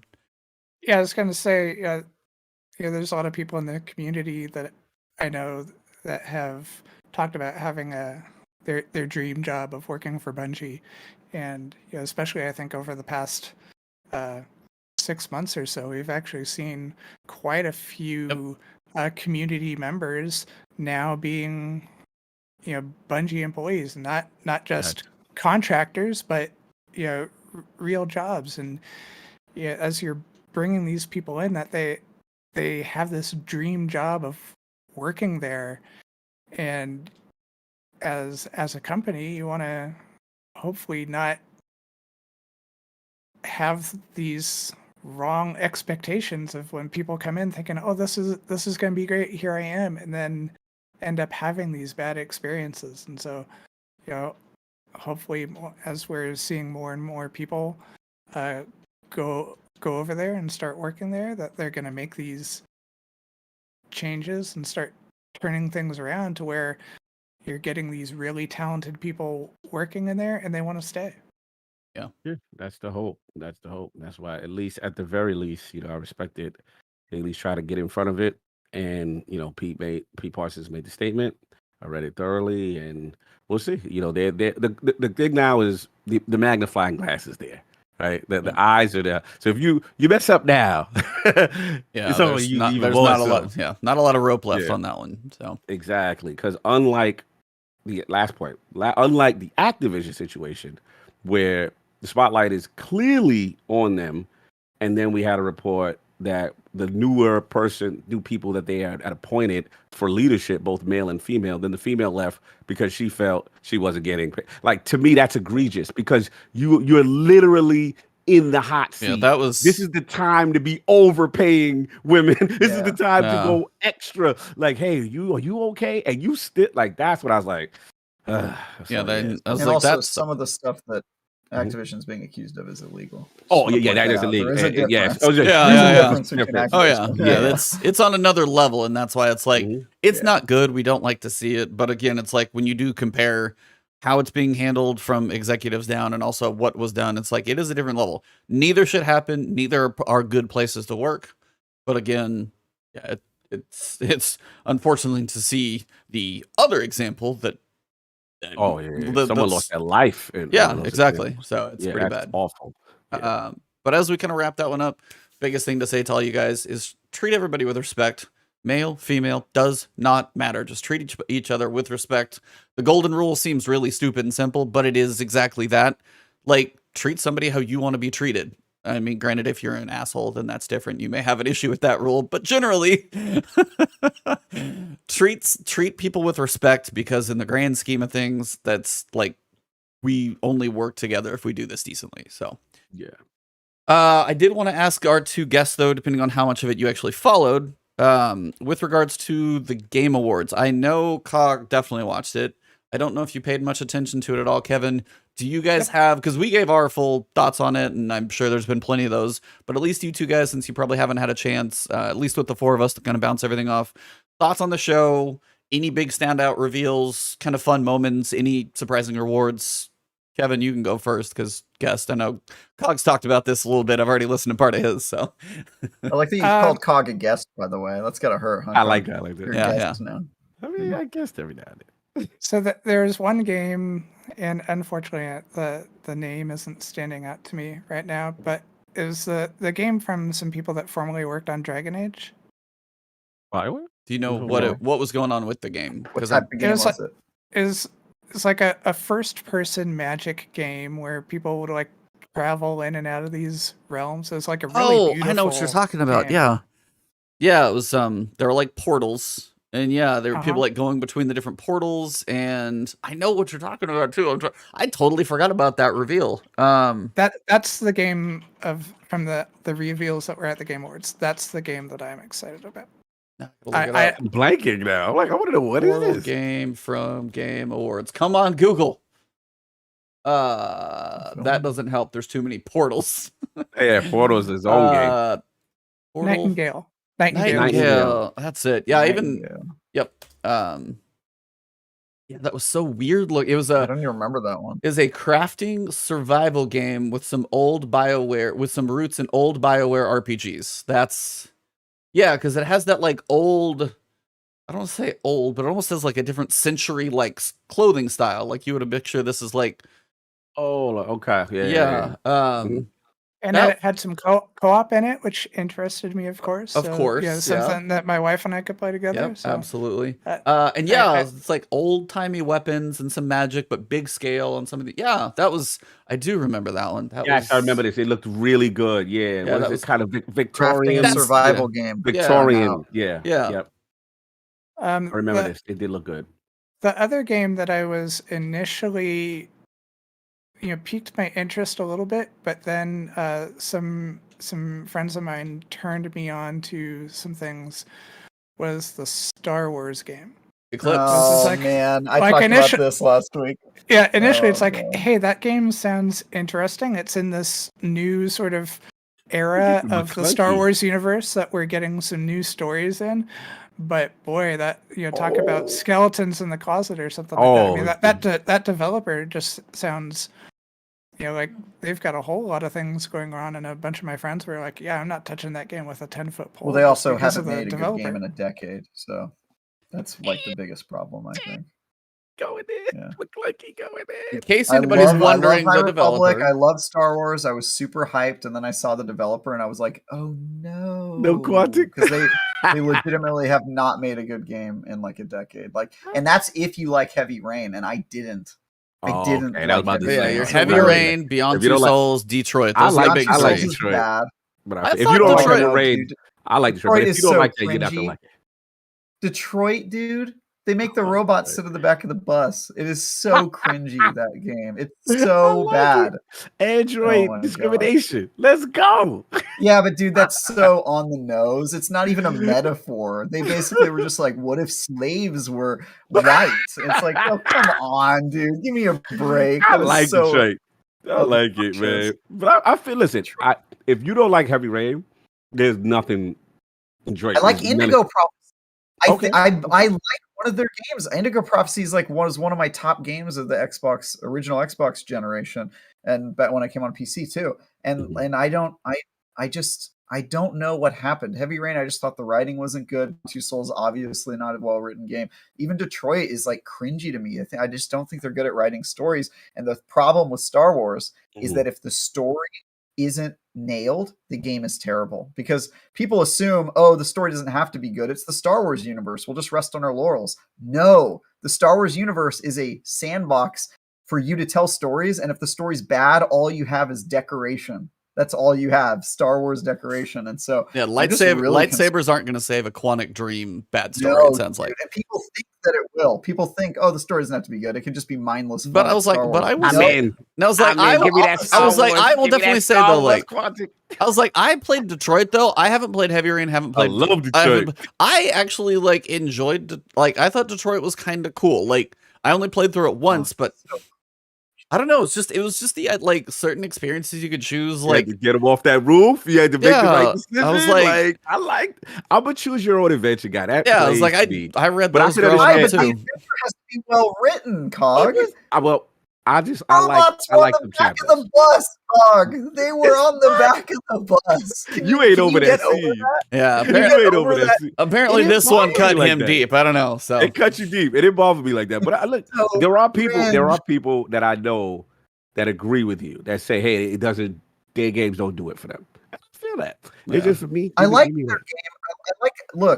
This is the problem I have with people who support or who say this is like, I like your genre. I like story-based games with like no combat. I like choose your own adventures. I like everything that they're doing. I just don't like the game. You don't like their execution of that style. You don't like that? Okay. Yeah, Heavy Rain is just, to me, I get that people like it, but I think the writing's not good. Beyond Two Souls, the writing isn't good. Detroit, it's not that the writing is bad in Detroit. It's just that the subject matter is so cringy and heavy-handed. It's like they were trying to be like extra preachy, and they got to the point where it's just like, dude, come on. Like, white androids. Give me the androids. That's right. White slaves? Come Bro, on, if androids got out of pocket, if Terminators got out of pocket, you got to go to the... Let me stop. But at the end of the day... Why did they have to do dude, it just, the choices they made. You know what I'm talking about, so right? Apparently, exactly what you're talking about. This game is so far away, though, because like, it's so far away. I will say the trailer, though, there was the Disney money behind that trailer. That's all I gotta say. The drummers and everything, and what almost looked like, I couldn't tell if it was like made cinematics or they like recorded like a little live action bits here and there. Like, the money was in the. I just had like 4 shakers fall off my wall. So God, no! No! They were empty plastic shakers. They're empty. They're fine. Hey, what are you doing to me? I just said empty shakers fell down. That's all. Anything falling near your PC. It's not near my PC, but they're empty, so it's fine. Anyway, I just didn't know if you guys heard that or not. Continue. But I was just saying that trailer had some money behind it. What else for you guys? Either one, you guys can trade back and forth if you got any standouts. Yeah. Those are the two for me. How about you, Cock? Damn. So I mean, come on. I know yours. I know The yours. main event. You know what we're here for. We're here for that Hellblade 2. That's what I was there for. So Senua, I mean, I love that game. The best. E, did you play it yet? Oh yeah, I played it. I played it all on stream. I don't know if it was one day or two. Okay. But yeah, we definitely played straight through it. The way they deal with psychosis and mental illness and the voices. When I heard that was back, because I was worried, because sometimes when games go, sometimes you have like a little cute indie darling kind of game that punched above its weight, and that was what Hellblade was to me. So when I seen 2, and I know they're gonna get the budget, I know they're going all out, they're filming, they're scanning the whole Iceland, they're doing it up, but I want to know if the core was there. So when I seen the hunt, I seen the NPCs, and then I saw when she went in and she's having the, That's what I was wondering, because after playing through the first one, you kind of get to the end. I don't want to spoil anything. Right. There's a revelation at a point in the game, and you're like, okay. So I was wondering how they're handling the sequel with regards to gameplay. So I'm like, I will be more curious to see, because the first one was a very, very unique experience. Mm-hmm. If you play it, please play it. It's a cool game. It's like, 8 hours, 10 hours. Play it with very good audio or headphones, like something that's going to give you a surround effect, because if you don't, it's kind of taken away from it. Because if you can play, like, the headphones is the way to go, because of what it sounds like is going on in your head. And it puts you in Senua's place really, really well. And that was such a unique experience. And that's why it is like, you said, it's that one-off, kind of has that really indie darling, like they nailed what they were going for. They embraced it. And then, the puzzles knocked it out and all that stuff. But it was just like the audio aspect and what she went through. I'm very curious to see, because it looks like it's going to be gorgeous. I want to see if they can capture that magic again. Well, they nailed it for me, because when she went into the cave, that's what I needed to hear. I needed to know that core element was there, and then we still need to see more. We still need to. I got you, Black Ronin. We're not going to spoil, but I still need to see the combat. Right, we want to see because they had apparently they've been doing like all type of weapons training. The actress, I forgot that plays that was her. part of the way you could tell it was actually in game. Because the parts that I noticed, it was the way the spear through hit the big giant. You could tell that was gameplay because of the game physics of the spear. It was like that was not where the money was spent, was like the spear physics, but I was like, you could tell that was like the little slight break. I'm like, okay, this is actually in game. Looks freaking amazing though. So that's why I was like, okay, this is in game. But it was like, it looks gorgeous. Like that's like my monitor will get to shine again. Yes, bro. Like for me, last point, I'll give a drive. Like for me, the reason why Hellblade is so important, because I get crucified in the Xbox community because I say #just1, which is I feel they need more of these AAA third-person narrative type experiences that Sony has, and let's be honest, there's a deficiency in terms of that level of production value and graphical fidelity where you go, oh my God, look how amazing this looks. When you look at The Last of Us or Uncharted or Ghost of Tsushima, you go, oh my God, look at how amazing this is, this very, whatever story. And I like that they have theirs now, right? Even though that's not a new IP, so it's not technically #just1, but it's that pomp, that circumstance, that production you want that single value. Player high production experience. Yeah, and they need it. So now Xbox fans coming around to me say, "Oh, I see what you mean." Yeah, this is what people like. Some people I don't get what that means though. Like Xbox has a lot of third-person story games, like Gears of War War. Good point. Let me tell you what the rules that the fanboys have made. So the rules is that it can't be the Big Mac, large fries, and a shake, which is the Halo, the Gears, and the Forza. Those are the givens. But that's all Sony does. Sony does I know the hypocrisy. I know where you're going. I know it's hypocrisy. It's foolish. I'm just giving you fanboy logic, and I'm trying to explain it. So what it is those don't count, because for the fanboys, Xbox has to make a new game that is a new IP to then count, right? Even though these, Xbox have a very diverse lineup, and PlayStation has these very story-like, amazing type games. So all I say to appease to the PlayStation fan who is interested in Xbox, but needs a game like that to come over. Right? They need something that reminds them of an Uncharted or whatever to come over, and it has that very gripping narrative and looks like that. Hellblade 2 kind of fits that category where they go, oh, okay. That's what I hate this entire argument and the solution to it. I hate fine. Just don't overthink it. Don't overthink it. You'll be fine.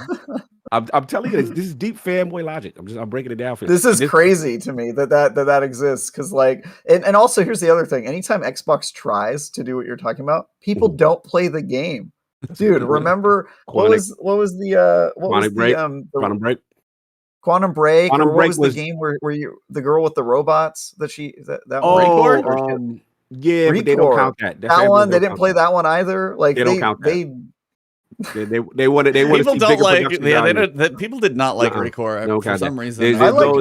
There was no Sad Dad, there was no AAA, they needed to be more.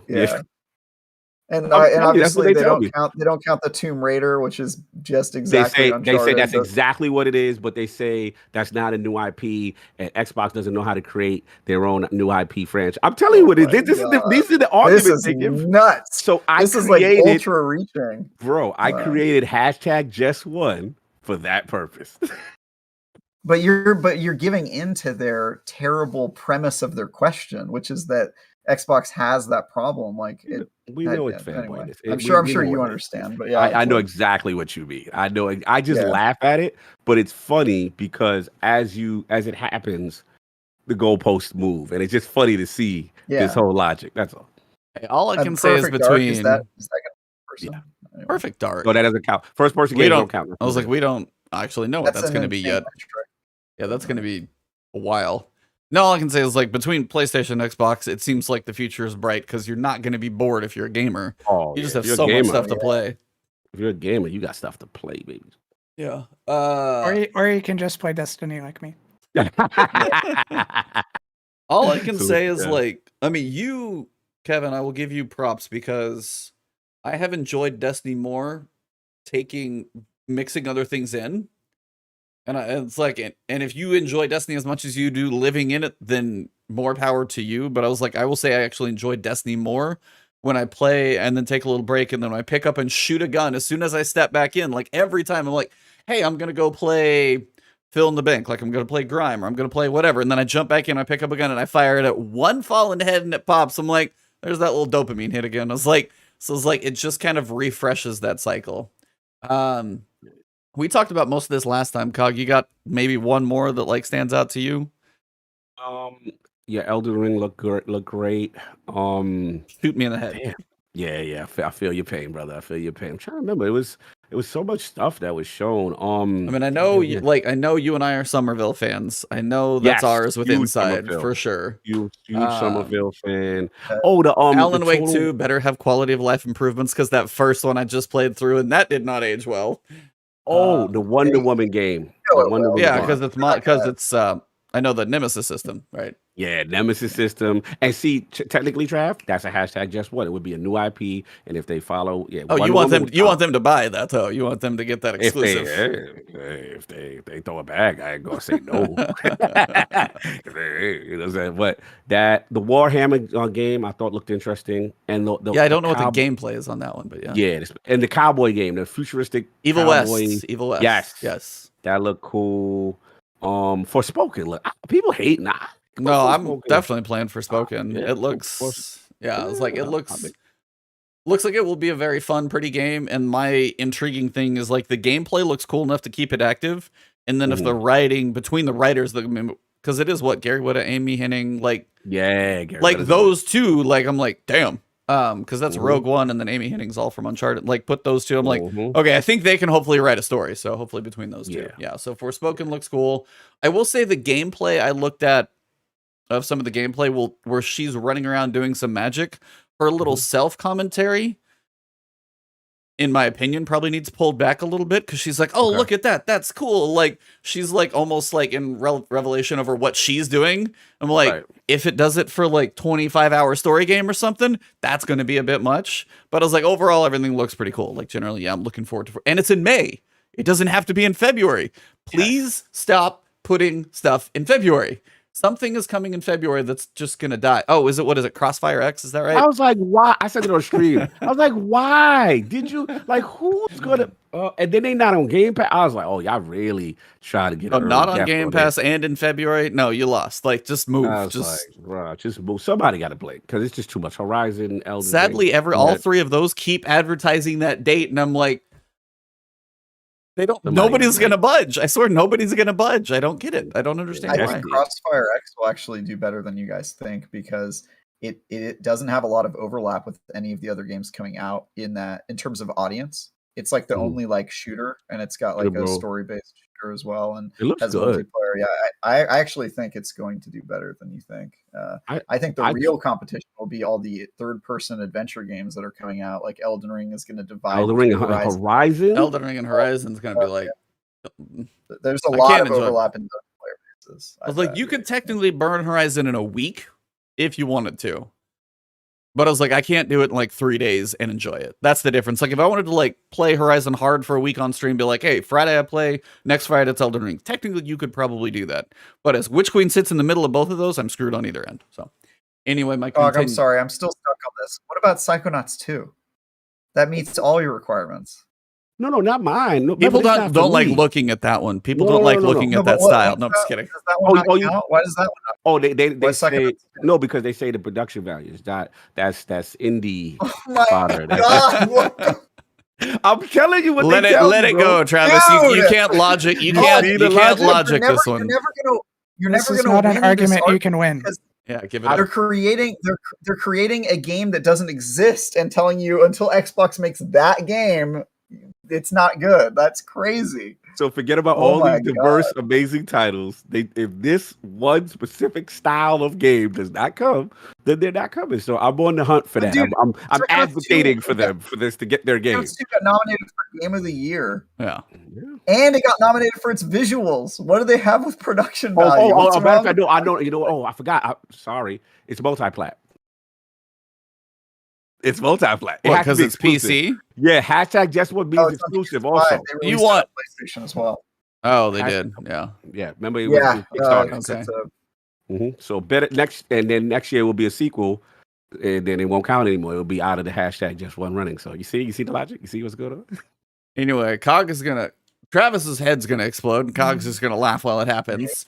That being said, there is this game that we brought you guys to, and an hour and a half later, we are actually going to talk about this game Kevin has put 5,000 hours into. If you guys enjoy the Destiny podcast, welcome to that section of the show. We talked about Bungie. That counts. Yeah, that's the stuff people want to listen to, but they need to. It's not what you want to hear, but it's what you need to hear. Got you. 30th anniversary. We talked about it a little bit. Kevin, you get to go first. How has this one been treating you? And by the way, just one more thing. With regards to, is the 30th anniversary worth your money? Save your thoughts on that till the end, because I want to ask all of us. But for now, what's been up? I've been having a lot of fun with the 30th anniversary. The new dungeon is a lot of fun. I love the pirate story. If you go through and collect all the little bits of lore, it tells this great sort of pirate story that goes through as you're completing the thing. The mechanic of launching the servitors through the cannons over towards the shield generators, I think, is a fun thing. Rather than, but we do have I guess just another version of the collecting and dunking moats. But it's not moats. I'm okay with that. Yeah, the dungeon is still fun. I like the game show. Oh my god! Thing for Dares of Eternity. I pointed this out to some friends of mine last week that if you go back to into the Forsaken era of Destiny 2, during the season of the Reckoning or whatever it was called, that Gambit season that we had, where there was Reckoning, there is a triumph for doing something of like doing the difficult level Reckoning things, and by doing that triumph, you end up with this emblem called the Wheel of Fortune emblem. So there's sort of been this idea of Xur and the Nine and game shows. Yeah, that sort of goes back. A few years, which I think is incredibly fun. Yeah, I sort of like the randomness to it. The lines are hilarious. Xur is definitely in his bag. It's hilarious.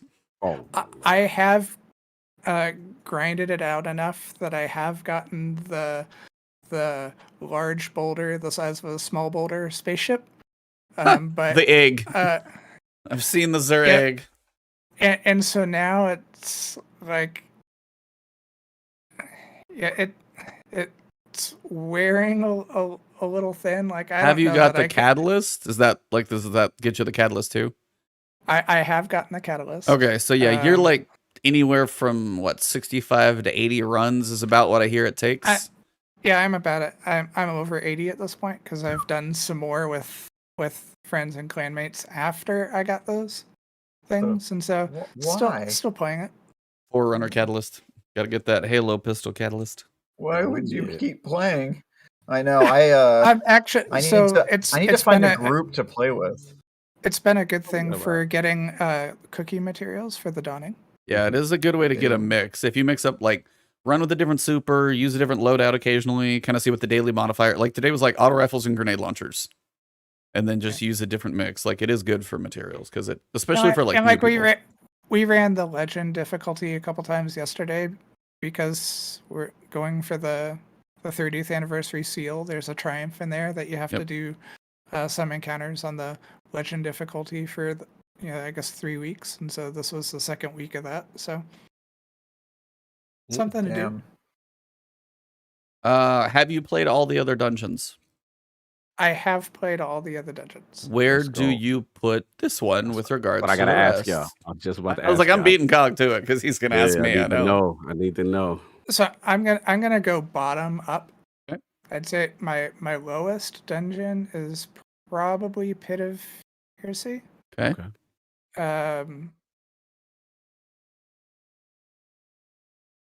As much as I like the design of Shattered Throne, I'm probably gonna put it second. Oh, that's fair. You going with the prophecy, and then I'm gonna put this new one third, and I'm gonna put Prophecy at the top. Wow. Okay, this is spicy. Tell me about Prophecy. Give me why it's your number one dungeon. Because he's about to kick you off the show, but I want to keep you here. Actually, no, I'm not.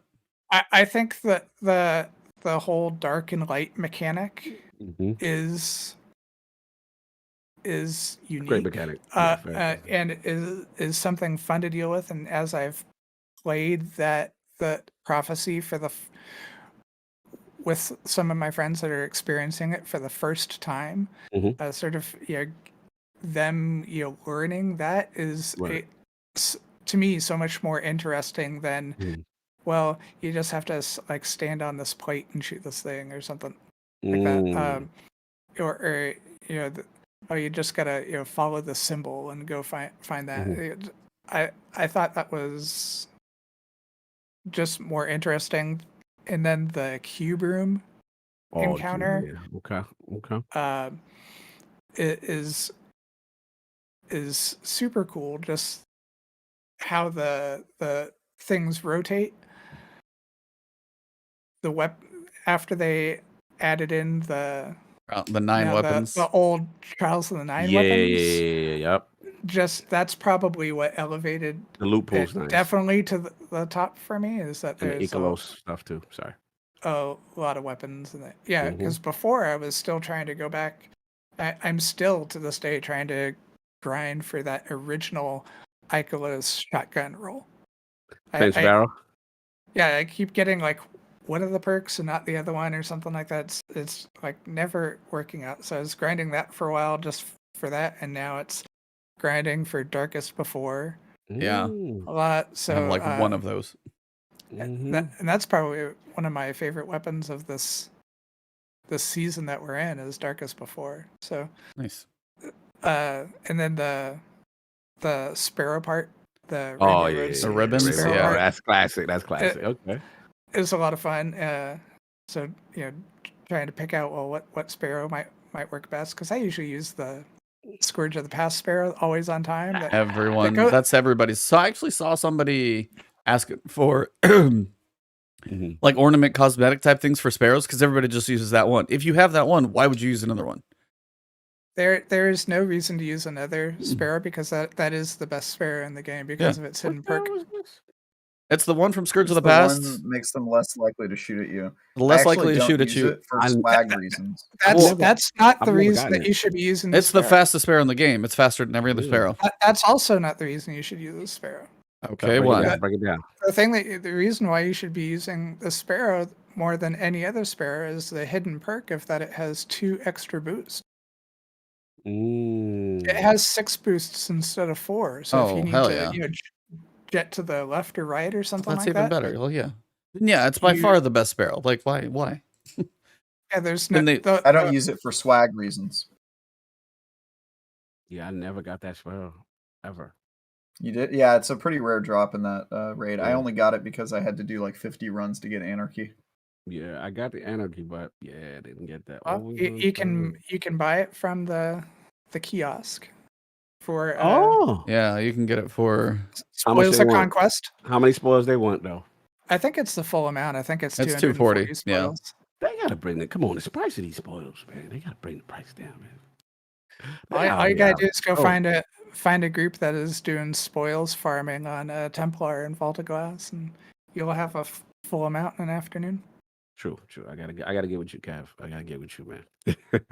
Well, Cog, what about you? Where are you at on the 30th? Like I said, just started it this week. I'm so behind. Love Days of Eternity though. Days of Eternity is hilarious. I gotta give it to Travis. Right now I'm liking it. I don't know after a zillion times if I'm still gonna like it. So I'm gonna give it to Travis Rule. But the first of all, this horse. Oh, what the hell's going on? Did you guys see on Twitter somebody did look, the first round's over. Blah, blah, blah, blah. It's like, what is that noise? They're like, yeah, yo, that noise every time. It's just weird. It's goofy, but it works. It's hilarious. Zer is your game show host. Like, I get a lot of these references. Like, so for me, one of my favorite game shows from back in the day was this show called Press Your Luck. No whammy, stop. No whammies.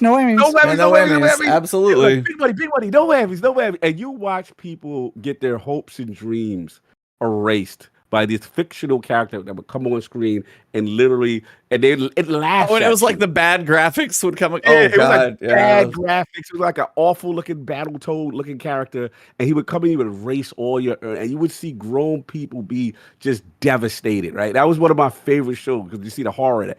And I'm hearing Zer talking about nobody big man Press Your Luck, and I'm like, wow, this is crazy. They're really going all out with it. Again, Kev, you want to talk? There's that other line in there where he talks about that you want to make sure that your ghost is spayed or neutered. Oh God, I heard that one too. Yeah, I was like, all right, thanks, Bob Barker. Good God. Oh, big buddy. That big noise buddy. that you were talking about after the end of round 1, by It's the like way, is your points going up. I know, but it's like a jackpot sound, but like the way it's tuned. Yeah. I know, but like the way it's tuned in your ears, it's just like, take that from like, drop that like 5 or 6 decibels. It's like, if your volume's higher. You got to make it like the announcer for. But when you play it 80 times, then you're gonna want that volume down. I promise you, it's not so great after like I'm on. You fool! I play Destiny with the volume off when I do my grinding, sir. I mean, I've been watching stuff in the background, so it's fair. But it's like if I am in the middle of it and I'm like, all right, I'm gonna focus, crank all my graphics up because I can't stream the same way I like if I want to play in fancy mode. I was like, so I had to turn everything up and crank up the sound and get into it a little bit, and then that thing comes. I'm like, God, it's just turn that one down a scotch and then we're good. That's all. So yeah, but I've been enjoying it. Like I said, I've been just trying to get a handle of the actual, the rotation, the gameplay rotation. With have you got yourself a battle rifle for the non-battle rifle game? Oh my God, that is such the BR. Like I'm like, this is literally it. Like it is so. You don't even have to aim down scope. It has no recoil. Yeah. No recoil, bro. And then that new perk, the one where you blunts. You punch and you get something. Yo, that perk is crazy. I got that. I'm Dude, I was still waiting running for the around. good roll with Arrowhead Break on it, though, so I don't have to put some Yeah. counterbalance mod on it.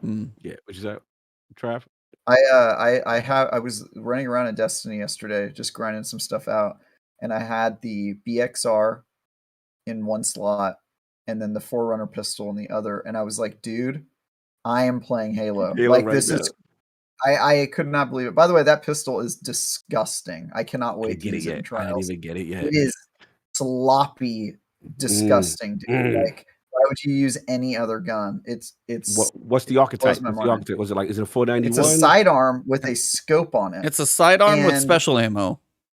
With special got ammo. special It has ammo? a- yeah, it uses special ammo and it has a scope on it. And Wait, in it's in the PvP, I kinetic think you get like a It's full clip, yeah, you get, it's a like, kinetic full shot. special. what?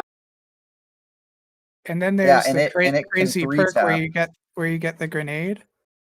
Yeah, With it the can catalyst. 3-tap, and you get the grenade when you get a kill with it or something like that. You throw a frag grenade. The catalyst from Halo. yeah, It's you can get a ridiculous. catalyst can get you a frag grenade. Yeah.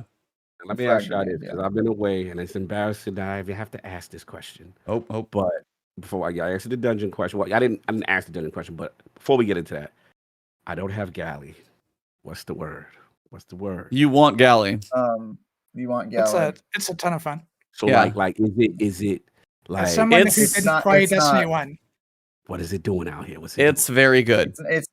It's very good. It's never going to be the only weapon to use. Like Yeah, in they'll Destiny they'll 1, never but make it the only elite, but it like for It's ease the of best rocket use. launcher. Yeah, ease of use for what it can do. Yeah, it's very, very good. You Wait, 100% want this. What's the catalyst doing? What's the catalyst? Oh, do you want to know what the catalyst does? Yeah, 2 rockets, I can't.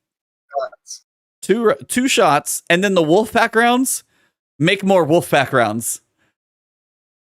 well, and don't forget that they added that perk that gives Wolfpack rounds to your fire team if they're Yeah, running so there's a perk on the gun. legendary rocket launcher. Yep. So if you shoot galley, you give somebody next to you, fairly close by, who's holding, like, say, a legendary rocket launcher. If you fire first, my legendary rocket launcher now fires a rocket with Wolfpack rounds on it too. So you buff anybody using a rocket launcher. Everyone on your team gets Wolfpack rounds. Yep. If you fire galley. So you literally need 1 galley in your team, and technically Datto did a DPS test. And what's up with DPS says? What's going on? if Back into one the video person too? has galley, it's actually more advantageous for the rest of your team not to have galley if you can hit. Yeah, because you can have like cluster bombs and Wolfpack rounds or other things like you can mix and match basically, and it's not an exotic, so you've got other exotics you can use too. So like in a raid, it's good. It would be good to have one, but it's no like they didn't kill it. It didn't launch like Vex. It launched well. So the assumption is, fellas, that we're gonna have our fun for a couple of months, but clearly they're not going. No, I actually No. don't think they'll debuff it, Cog. It's not as overpowered as you It's not think. OP. Like you can right now, particle deconstruction. Sounds crazy. Right now, particle deconstruction kicks its butt. Like you can still beat it with linears right now. If you you take that mod out of the equation, you got like Reed's Regret, Sleeper, stuff's like really tight right now. It's actually they put it in towards the very top, but not crazy high. What about anybody using what's my favorite mod? I've been away. The ordnance, rocket ordnance on top of it mod that gives the extra little 20%, 30%. Yeah, I mean it can be good if you can charge it, but again, it's always like trying to stack all that up. Yeah, with charge relight, it's easy though to get the charge relight. I'm curious what the final DPS numbers with that mod that gives that little extra bonus boost to rocket launches would be. That's crazy. That's crazy. Yeah, it's just I don't think it's gonna get debuffed. No, but it doesn't feel like it needs it. Powerful. The way I think it'll be, Cog, is I think it'll just be like Divinity. It's like a really good weapon, but only one person in your fire team. And then everybody can eat. Okay. Okay. I think it'll just be like that. It'll be like, oh, who's gonna do Divinity? Okay, who's gonna get Gallowhorn? And it'll just be kind of like a thing. Especially if there's like rockets in the meta, or if they ever do a mod for rockets. Yeah, it'll be a very good tool to have. It's a very it's better at ad clearing than it probably has any business being, because I didn't expect the extra Wolfpack rounds. But generally it's good. It's very good. Okay. So a friend of mine pointed out to me the other day that the season like damage mod, Yes. sort of is following what the previous season's ritual weapon was. Yeah. So like this season, the damage mod is the fusion rifle ones. Last season's ritual weapon, Null Composure. Yep. This season's ritual Ascendancy weapon is Ascendancy, the rocket launcher. So if it sort of follows this pattern, then next season the damage mod would be on rocket launchers. Yeah. So Witch Queen, if they take Witch Queen and rocket launchers together, yeah, you're gonna want Galley, but we'll just have to see. I'm glad though that where it's placed in the meta right now, that it's not this thing going back to the D1 days. You must have Gallahorn if you want to take part in my fire team kind of thing. The good toxic era. Yeah, so it's not that, but it's definitely worth the time to get, because you want it, and then getting the catalyst, not really too bad. So okay, I'm on it. I got your videos queued up, bro. Literally got this homework assignment. I'm in college course to come back. There you go. 30th anniversary 102 and 216. You enrolled? Yep, I'm enrolled, man. I got my electives. I'm ready to rock. Nice. So you haven't touched the dungeon though, have you? No, I'm waiting. I think DJ hit me. He said he's got me because I didn't watch anything on it. Yeah, I was like, if you purposely stayed away. But good. I'm curious though, because this is you, and I have to ask, like, do you want my thoughts before you play it? I want your thoughts. I want your thoughts. I need this. No, Kevin was actually probably close to where I would put them all. I think your list was actually. You don't got prophecy over no Shattered Throne. Don't you start. Don't you be nice because the guest here in front of company now. You being nice. You got Shattered Throne as your number one. When have I ever said that? Shattered Throne's always been your number one. You had prophecy over Shattered Throne since when? When have I ranked these last, man? Wow, well, we have it. Okay, no, but this is a lot. It's like when did we really rank these things? All right. So are you implying that because we have not ranked prophecy, that in that time it has elevated itself above Shattered Throne? Is that what the cheetah said? Yeah. Wow! I am blown away by this. Wow. Shattered Throne to me beats Pit of Heresy, because I think Pit of Heresy is generally like, they took what they did about Shattered Throne. A lot of the encounters, you can see some similarities between them.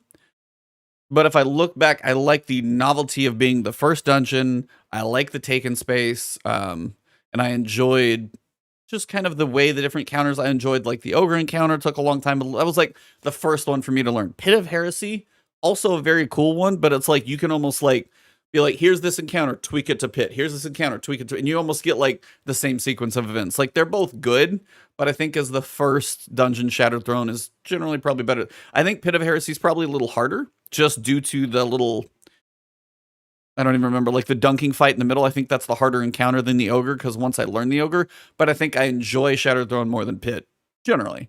Prophecy, I really like, as he said, like the way the encounters switched, the light and dark. Why is this so shocking to you?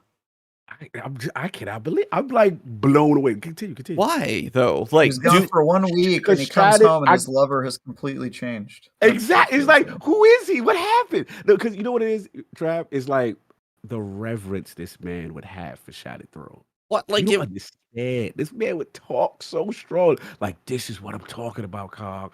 This beats any raid. Like, this is the solo experience I could do. Okay, first off, I've never said it beats any raid. Ever said I threw that party. I threw that party. Yeah, now you're making stuff up. At the end of the day, this man would blow the 8 about Shattered Throne. I never knew it was defeated. It was quietly defeated, and I'm just shocked by this. Continue. No, but it's just like the experience of prophecy. Well, prophecy is the hardest of all four. I will 100% say that. Definitely. So then I think triumphing over prophecy is part of what took it up in the ranks, due to the aesthetic, because of all the worlds, the mechanic, the light and dark. While moats can be annoying, I still enjoy like the uniqueness of the mechanics. The way like the first boss fight with the rotating rings, as opposed like the Sparrow section is less frustrating than the one I'm not going to spoil for you coming up. Okay. But also like the uniqueness of the cube room, like trying to figure, like I think the mechanics that were done in Prophecy were very, very unique. And what about the boss fight though? For the boss, well, for what? Shattered versus Prophecy, teleporting Cal versus the bosses and the witches. You like your witches though. Well, there's a reason like Shattered Throne is above Pit of Heresy, because again, they both did the whole perspective thing. One went up, one went down. But like seeing the tower, and I swear when I go play on high fidelity mode with the new monitor, I can see farther away now, so it looks even better up there. Because I've been using the Shattered Throwaway for baking materials. Welcome to 4K HDR, sir. Welcome. We're glad to have you. Continue. No kidding. Holy crap. But I think that boss fight is more intense than, say, Pit of Heresy. But the boss fight in Prophecy puts, like, every other boss fight, like, do them solo and tell me which boss fight is harder. Because I can promise you, the Prophecy boss fight to solo flawless, that was a pain in my butt. But when you actually do it, but that's also like one of the bigger fist pump moments. Like, it's like a Dark Souls, like, pain in the ass, and then when you beat it, it's the sense of accomplishment. Prophecy is the hardest boss fight of the 4 by far. Pit of Heresy is... Sorry. No, it's like by far. Like, I'm not counting like master difficulty for the new one, but no, like Prophecy, the whole thing, because you have like the aesthetic, the ribbon race, you've got the cube room, you've got the opening where you learn the light and the dark, and then you put it together. It's like, that's why I was like, for me, Prophecy is number 1. The Grasp, I mean, that's why I was like, Kevin honestly nailed it. Like Prophecy 1, Grasp 2, Shattered 3, Pit 4. Like, he actually nailed it for me. So all right, hold on now. Shattered Throne is a wonderful experience that everybody, if there's a Destiny player out there that hasn't experienced that, you need to find a fire team to help you experience that. It was one man. Because there's nothing like it. But even if you remove all loot from the game, I don't know how many times I want to replay Shattered Throne. Whereas Prophecy, I really like. Yeah, Prophecy's fun to play. Prophecy's fun to play. Now let's get to the nitty gritty, which is the main event. Shout out to Forte. He's not the man you married, or a car. Shout out to Gaming Forte. Destiny Talk. How much I missed it. # great show.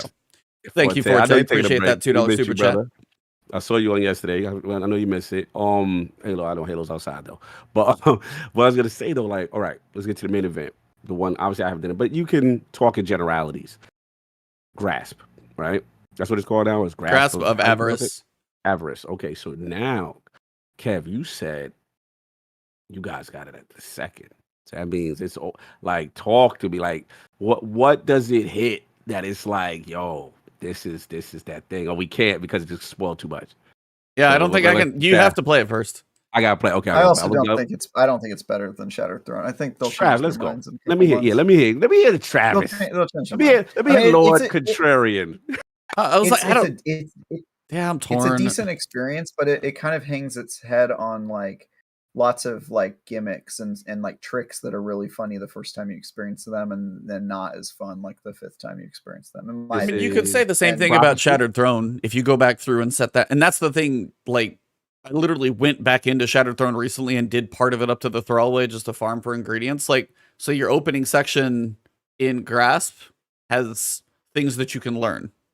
The opening section of Shattered Throne also has things that you can learn, but if you go to repeat them, Grasp will be probably a little less tedious. No. I mean, it'll be less tedious for sure, but Grasp's like whole thing is like at the beginning is like traps, and it's like, okay, now I know where the traps are, so that's not funny. Spoiler alert. I know. But if you talking general, I don't know what he's talking about. I'm talking generalities. You're fine by me. If you go to Shattered Throne, the thing of Shattered Throne is like combat and exploration, and that's still fun the second, third time you play it. And then I just think I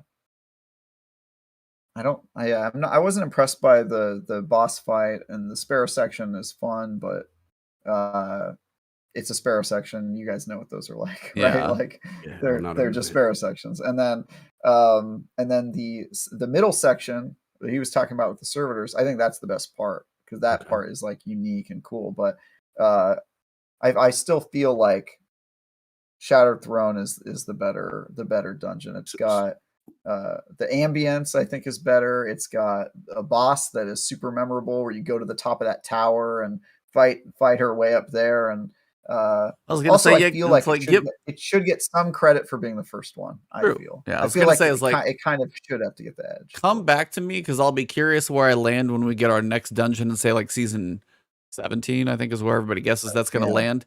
Because I mean, as I hear you talk about Shattered Throne, it's like I've solo flawless all of them now, so it's like I've done it all. Flex. It's just practice. Like this one was actually the easiest. There are just certain things. Like that's the first one. I don't know. It's like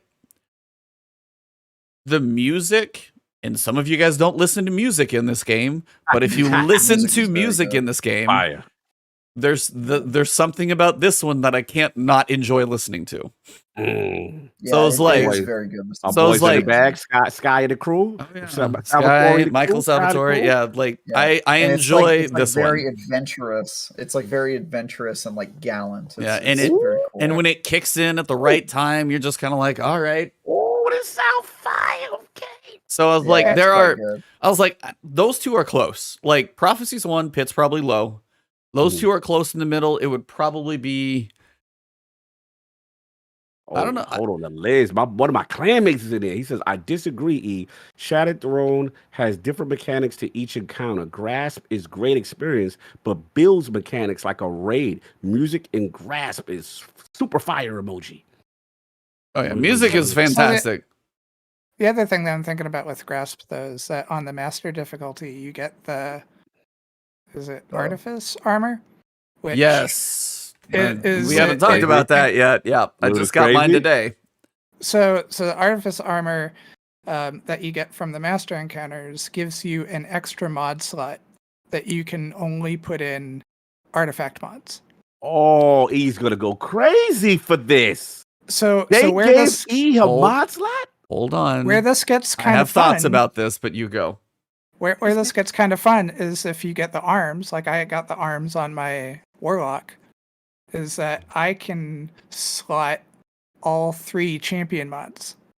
Yeah. So I can have anti-barrier, overload, and unstoppable on my characters all at once without having to use like maybe some exotic that has an intrinsic one or something like that. Wow. Or if you get it on your class item, it means that you probably have a few more options there. You're still limited by having the maximum of 10 energy on. That's the half step right there. Armor items. So you can't go too far, but there's going to be some interesting things that I think that you can do there. The only thing that's been frustrating with me around it is that most of the drops that I've gotten from that have been very low in total points. Like I got a couple the other day that were under 60. I got a 59 today, so that actually annoyed me.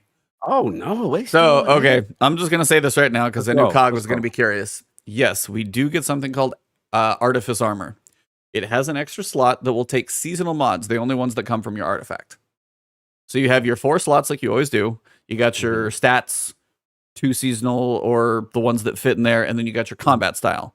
You have 1 more on the end that will only take the artifact mods. Not a bad thing. Don't get me wrong. I like the fact that they charge it for they charge it. No. Here's for it, Cog. No. Well, for one, it is actually behind the paywall. So first, that's one thing we'll get to when we get to the discussion. But the other thing about it is, to me, is it's a half step.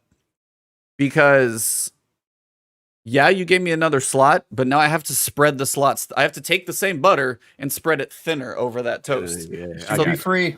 It should be a free slot. Should be free. It should be free. Should be either a free slot or they need to start. And maybe this is something that they'll do more in Witch Queen. I don't know. Maybe there's the teaser or something, because you don't have as much energy to spread to that next mod. If you're going to keep your build exactly as is and you want to add another mod, something's got to give. So a free slot would be totally broken, though, because you look at Unstoppable Fusions is 7 points. Oh, no, I don't think that should be free. I think some stuff like Champions should be, some of that stuff. But yeah, either way, like some way. You can have a cap. It can have a cap on its own slot. Like, Yeah. this slot is free, doesn't count toward it. Anti-champion mods should definitely what about, be like, free. What Nuraz said? Yeah, like anti-champion mods. Those should be free on arms, but it was like, it's still for me, like, so I got the Artifice, so I got Particle Deconstruction, and maybe I put one other thing on there. I still don't have enough energy to do more, even though I have more slots. So part of me still wants, like, I want a class item that has 12 energy, because that means now you can actually do more with that build. I could do those two, and I could get a smidge more stats now because I actually have a little more space for. So it's like the half step is the slot for me. And thank you, Bungie, for putting the slot in there. Don't get me wrong. We're headed in the right direction.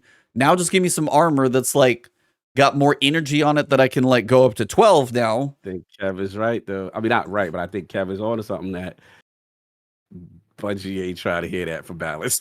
No, well, I mean, okay, so, but like, what is 2 energy going to do? Not much. This is I think maybe if it let you put in the first row, whatever the 1 point anti-champion mods is one thing, but like they don't want you to be able to put in disrupting blade and deconstructor and particle deconstructor or notice how I said 12 and not 13. In terms of the anti-champion ones, they don't want you to put on disrupting blade and unstoppable fusions at the same time. Yeah, and I get that, and maybe those can be like 1 extra point then. The champion mods are like 1 point. Yeah, like even if it's like 11.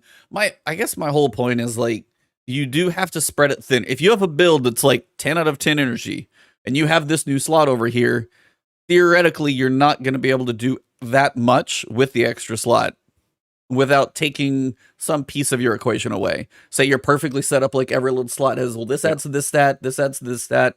And that's all why is like if it was 1 more, even if it was 11, and you're like, I could go put that one other champion mod over there, like Kevin said, then you don't take anything away from your build. But if you use that extra slot, theoretically, it just stretches it a little thinner. That's all. I'm not saying it's all bad, and there is some potential. I just think I'd like to see smidge more. That's all I'm going for. The other thing that I think that is sort of interesting about this, though, is like right now the extra slot on your arms is really great because that's where all your anti-champion weapons go. Extra slot on your class item is probably also really cool because that's where a lot of the other seasonal artifacts tend to go. Yeah. But if you get like an Artifice helmet, which I have, there's like 2 mods that I can put in there. Neither of which I have unlocked right now because I decided to unlock other ones. Like I don't want fusion rifle targeting. I'd rather have something else. And so it sort of makes your chest armor and your helmet kind of useless. I could see maybe on your legs it might be a little more interesting depending on what the scavenger mods are of the season, that you might be able to stack more different scavenger mods so you're not running out of stuff and harder content. But I think it'll lead to maybe giving us more variety in the artifact mods in future releases. Yeah, I hope Witch Queen has an artifact refresh, but that's a whole different discussion. Yeah. I really want that for one, but I feel like the biggest problem with the armor right now is that the main thing that keeps you from applying mods to your armor is the 10-point cap, not the amount of slots you have. And you would think that the amount of slots would be the main thing keeping you from putting stuff in, unless you've got a crazy one like the one that costs 7 points, then you hit like the power cap. Yeah. But instead of it being the mod slots, most of the time I don't even use all my mod slots because the main thing that's capping me is the damn point thing, and that just seems like they've got it backwards. It should be, especially this past season, this armor has 3 slots. The price. Yes. Yeah, it should be your armor has 3 slots. You get to choose 3 perks, period. Or you get to choose 3 perks unless one of the perks takes 2 slots, right? Because it's like an extra big one, like the fusion rifle one should just take up 2, right? But instead it's like I'm almost never using all of the slots. Yeah, it's really almost never. Yeah, the thing that's I think holding me back, and this is I hope that we see a change with this in in Witch Queen or some future release. But the thing that holds me back, I think, from build experimentation more is that I may have gotten a really great roll of armor. It's got like 25 recovery, 25 intellect, and maybe if it's my hunter, it's got a good amount of mobility in there too, or something like that. And I've masterworked it, and it's like, oh, you know what? I'd really like maybe I masterworked it for Arc, but I'd really like to run Protective Light on it, which is void, and it's going to cost me a whole a bunch of glow sticks and a golf ball to switch it over to something else. I hate that. And that is the cost of that is the thing that I think is the thing that's going to hold build crafting. No, I'm back. with you, bro. It's like, that's why Outriders gets a lot of crap, but man, that was like just the mod switching in there was completely like if you would just have a slot, and I'm with you completely because I mean, I joke, like, you need an arc set, you need a solar set, you need a void set, and theoretically now a stasis set. If you have all four of those sets, then you can mix it up. But it's just this weird, like, and this is, again, when you think about a new player, it's like, you try and tell a new player that they're going to need 20 golf balls to masterwork legendary sets. Don't even get started on exotics yet. Plus the prisms to level it up, and you need one different set. Well, what about these mods? Well, I got this mod. Why can't I see it? Well, you don't have that. That's on an arc.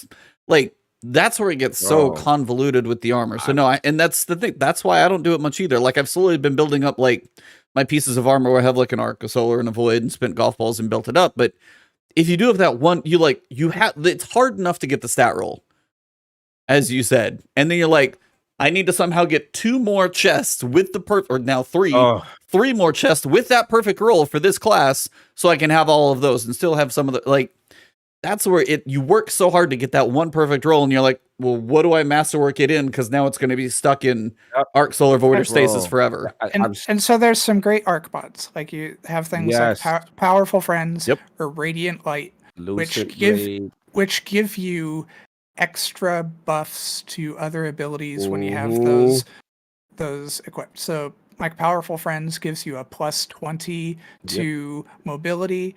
Radiant Light gives you a +20 to strength. And so you're thinking, hey, I want to use those because, like, especially like maybe in a PvP build, those are really great. But now you want to go over and be like, all right, now I want to make a Warmind cell build. And the better Warmind cell builds require that you, at least I think that I like running a solar Warmind build. Yeah, but now I can't equip those solar mods. I'm left with the Arc Warmind mods, which I don't like at all. Agreed. Let me. I gotta jump in because go. Is literally my frustration since coming back in 2 days. I've come back in 2 days, and I'm like, okay, what are we doing? Right, 2 days back, fresh. I get the what is it? The Zephyr sword, Stasis sword. Ooh, okay. Slows on hit. Ooh, okay. I'm gonna start making my builds. So I'm sitting there and I'm like, wait a minute. I gotta have an arc piece of armor just so I can have lucent blade, so I can make the sword stronger. Right.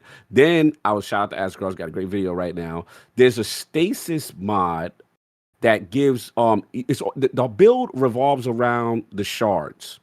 And the stasis shards, and getting the stasis shards to make you very tanky, right? And there's a elemental stasis mod that promotes that, and it plays well with the wells. So elemental wells and shards is the synergy. So you become this tanky thing when you're just swinging, you're killing. And I'm like, I gotta have like 5 different elements just to make this thing work. Yep. And I'm sitting there and I'm like, I don't even have all, and it was so frustrating that I can't do the Outriders and just say, all right, you're Stasis, let me turn you to the solar. Hey, I need arc for this. I'm sitting there going through all these pieces of armor, and to Kevin's point, they discourage building. They discourage the first build because the cost price is so high. Especially, I'm a guy, I waste, he hates me. I waste my material. If I like a build, I maximize that armor. I masterwork it. I'm giving glow sticks, golf balls. If it's something that I'm like, this is the stat roll and I like it, I'm doing it all, right? Now you telling me my masterwork, I gotta literally play almost the same thing just to change the element. Yep. Of course, I'm not gonna be messing around with build diversity. No. Especially if it's like an exotic armor. Like, let's say, God. yeah. How many golf balls is that? Yeah. 3? Yeah, if like let's say you're play Warlock a lot and you have a good Phoenix protocol that you've masterworked all the way, and then you're like, shout out to that ornament though. Shout Warlocks, are we? Holy you never get to talk about bad armor looks again because you got the best ornament in the friggin' game. Ripped out here, man. Don't it feel ornament good to is fire. Woo! Shout out real quick to Zinthos. Thanks for the great content for the $10 super chat. Thank you very much, Zinthos. But we look good. Yeah, you guys last place every year in the Soul System Heroes. No, that ornament is friggin'. I'm like, I saw that ornament. I sent you guys the Carson Reed render of it too. Holy, dude, that dude's talented. But no, that ornament, I'm like, okay, that's fantastic. That ornament is legit. I saw that and bought it right away. There was and did you get the what's the grass? I mean the chest. The Mantle of Battle Harmony, the new ornament. Did you see that one, Kevin? Oh, I got wait till you see my new pictures. I'll be styling on y'all on Twitter. Wait till you see what I It's okay, Ebontis. Warlocks have fashion, Titans have skill. This is the way. Wow. Yeah. Titans have the worst jump though. Yes, salute them. Disagree. I was like, I'll beat a Warlock jump anyway. I was like, I will say 99% of the time I'm good with the jump, unless we have to descend down a very long situation and I have to try and catch myself at the bottom. Other than that, like Titan, I'm good with their jump. I actually like it quite a bit. So, but anyway, I agree with you, Kev. They've got to figure that out. I hope with Witch Queen. That is that's of it. Yeah. That's literally one of those things I hope behind the scenes that Witch Queen has like this tweak to armor somehow. It may not be a full-blown 3.0, but I always hope that that's something that I'm going to see in the patch notes whenever they come out with a season release, because I think a lot about what... Keep dreaming, Kevin. That's the problem. Is we just got the Stasis piece. Destiny, how new players or how returning players interact with Destiny. Like when I started playing Destiny back in D2 year 1 and met up with a great group of guys. I was in a clan and we played through the first year, we played through year 2, and then year 2 a lot of them started dropping off. They just weren't as interested in the game anymore. But recently some of them have been coming back, but it's just like what is all this stuff? And the same with new players. It's like I haven't had to go material farming for I don't know how long. Like I've never ran out of materials at this point just because of the amount that I play. But how do you tell a new player like, sorry, you may have masterworked your Lunafaction boots, but now that you want to switch them for something else, so you can better do this content, well, you need to go get a whole bunch more glow sticks and you need 3 more golf balls. And hey, we're going to give you 3 golf balls in the season pass. But, so... That's 1 exotic. What? Yeah, it's ridiculous. So wait till the end of the season and then you can switch it, or hope that you get some through some other drops or something. So I just really like to... hopefully at some point see a change in that for agreed, because I think it makes it's not as maybe a big a deal to me, because right now I'm sitting at 10 at max things and in my inventory, and I have 50 glow sticks and 10 golf balls in each of my postmasters, so not a thing for me. But for somebody that's just returning to the game or a new player, it's overwhelming of how much materials you need just to be like, oh, I really wish that I would have slotted that mod instead. The engagement numbers that they want to see for somebody to get towards this like in-game and messing with builds is something that most people won't do, and then when they finally wrap around their head around what it takes, they're like, oh no. And stop charging me $50,000 to change my artifact. Like, I'm not saying it should be free. Stop that too. I'm not saying it should be free. I think that there should be some sort of cost in there of switching it, but the entire cost of master of how far you've upgraded your armor, that you have to spend that again to switch it. is a little high. Yeah, And if correct you me if I'm invest on wrong, one E. piece, yeah, Correct me if I'm wrong, E. When you break down a masterworked you armor, don't get the golf you don't ball get the back. golf ball back. That's the worst part. You're like, okay, fine, I'm gonna commit. I got something with actually better stats. Doesn't matter. You're still going to go have to get another golf ball. You'll get 7 prisms, I think. But I was like, you won't get the golf ball back, which is the hardest part. Prisms. Yeah.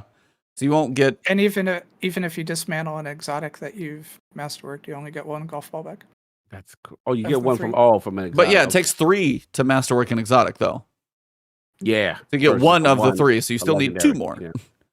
And all you wanted to do is change the damn color.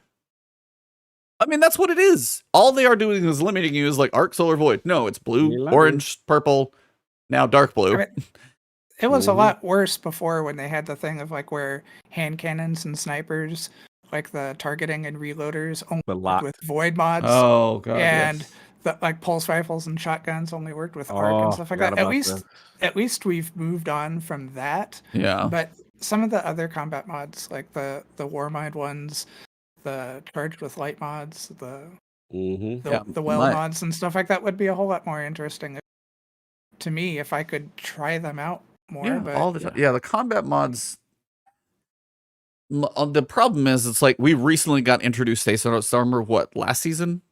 Yeah, maybe it's been fairly recent. So unfortunately, in my head, I'm like, well, if they put that in there, my guess is that it's probably not going away. Which is what's unfortunate to just kind of come to the realization. But yeah, it's like, it is not newish friendly at all. And then, I don't know if I told you guys, actually, whenever I was testing some new player quest for something, one of the quests as a new player that you're going through with Shahan, you get to a point where you need to like do a checkpoint. It's broken. The little GPS dot goes, go here, and then go back here. And then go here, and then go back here. And I had to go all the way back down almost outside to Shahan from like another part in the Cosmodrome to kick off a voice line to proceed in the quest. If I wouldn't have not looked it up. Wow. And apparently these comments had been like all this year. Like this is from this year. So like so I was like, so the new player experience, not the best, guys. Like not to call a spade. Yeah, it needs some help. I missed 1 month. I didn't know what the hell I was doing. Exactly. I'm going to say this one thing, but I don't want to go down a rabbit hole with this. But the other thing with like the introduction of a stasis armor thing is that I only have so much vault space, and now I need to have another elemental set of armor with like specific sort of stats for the 3 characters because I do play all 3. Yep. And I like so. Yeah, I mostly focus on my Titan, and my vault's full, so I would be really hurting if I was actually messing with all 3. And I got the sad reality of having to pay $40 because I forgot I didn't own Beyond Light on Xbox. Oh, yeah. They was like, yo, you think I was like, why can't I said, what's going on with my Stasis? How come I can't select it? I was like, yo, what's happening? And it can say buy it now. And I'm like, yeah, they gave that to you and then they took it back. I never bought Beyond Light because it was free with Game Pass. So Game Pass went away. And Bungie was like, oh yeah, you want that? You want to do that? What's up? You've had that year-long tease. Yeah, pay up. I was like, oh wow.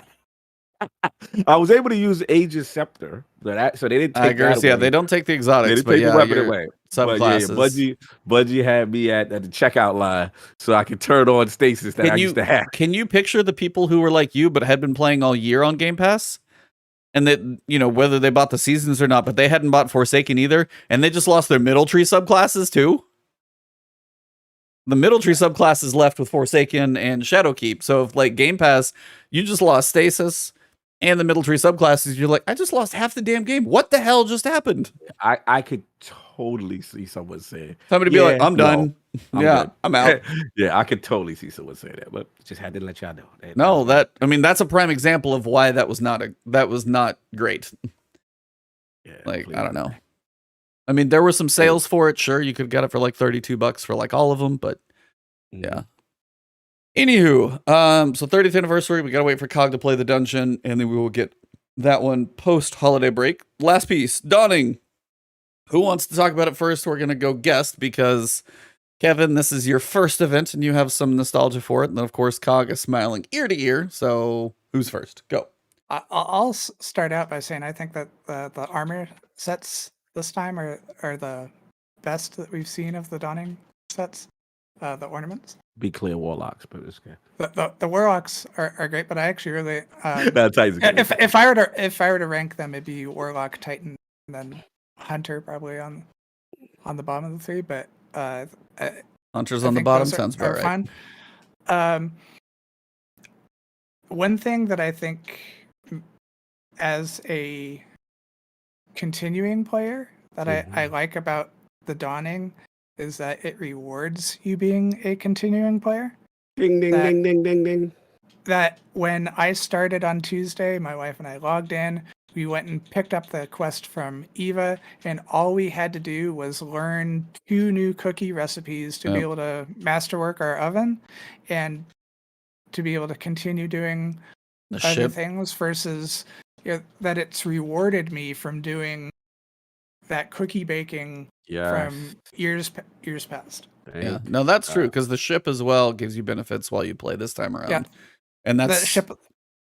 One thing I'll point out that I totally forgot about this when I was playing last night, though, when I switched over to another character, is that if you masterwork your oven on one character, it has not masterworked your oven on the other character, even though you may be able to. So before you go baking a whole bunch of cookies, just go over there and click the button to masterwork. Easy to do. Otherwise, you're gonna. You gotta remember. You just gotta remember. Yeah.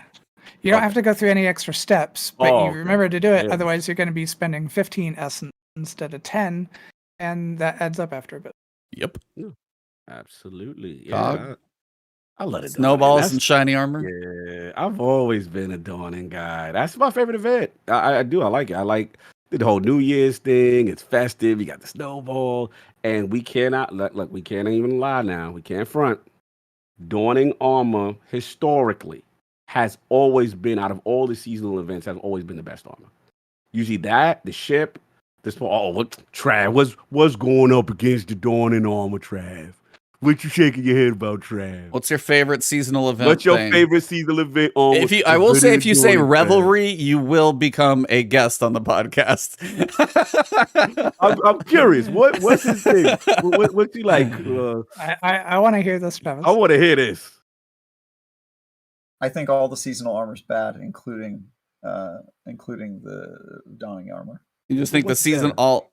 What, you just like the? I just think seasonal armor is like tacky. It's like wearing a sequence, to prom. It's like, you got too much hate in your heart. You need to spread the shit. No, I don't have hate in my. Well, okay, I kind of have hate in my heart for Dawning. To be I was like, we'll be honest. There's a little in there, probably. A lot. To be fair, you be excluded from 30 years of Christmases and then try to enjoy the Dawning as an event, and that's fair. I don't have a good relationship with Christmas. We got history there. You don't understand. We actually very parallel. We have parallel stuff. Yeah, but I grew up in a JW household, so I didn't have that either. I didn't have none of that. So Christmas meant absolutely nothing. All my friends had all that. It was nothing for me. So we actually shared. You should be my ally then. Why are you giving in to these? Because he likes bling. It's simple. He likes bling. It suits my personality. First of all, the armor looks fly.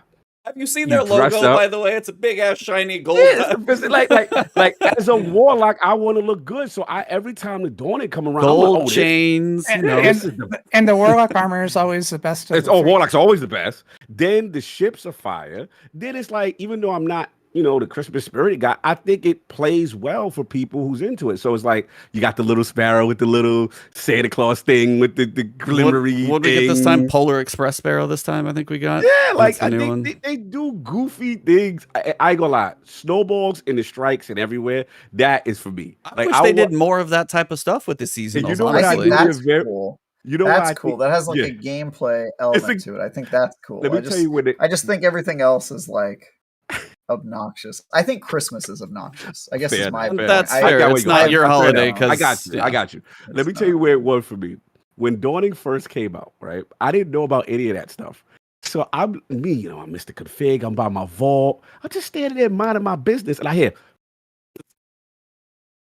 And I'm like, yo, what is going on? I'm like, why is my screen frozen? And people are just pelting me, random dudes at the top. I'm like, oh, this is all right. Now it's on. When I see it, I created my own mini game chasing other Guardians that pelted me with snowballs while I was at the vault. I thought it was the funniest thing ever. So it's just the foolishness. And then I do feel like they had a couple of good weapons one year. They had the did what you call it happen in the dawn in the machine gun? No, that was no. Avalanche is the machine gun. Cold Front's the SMG.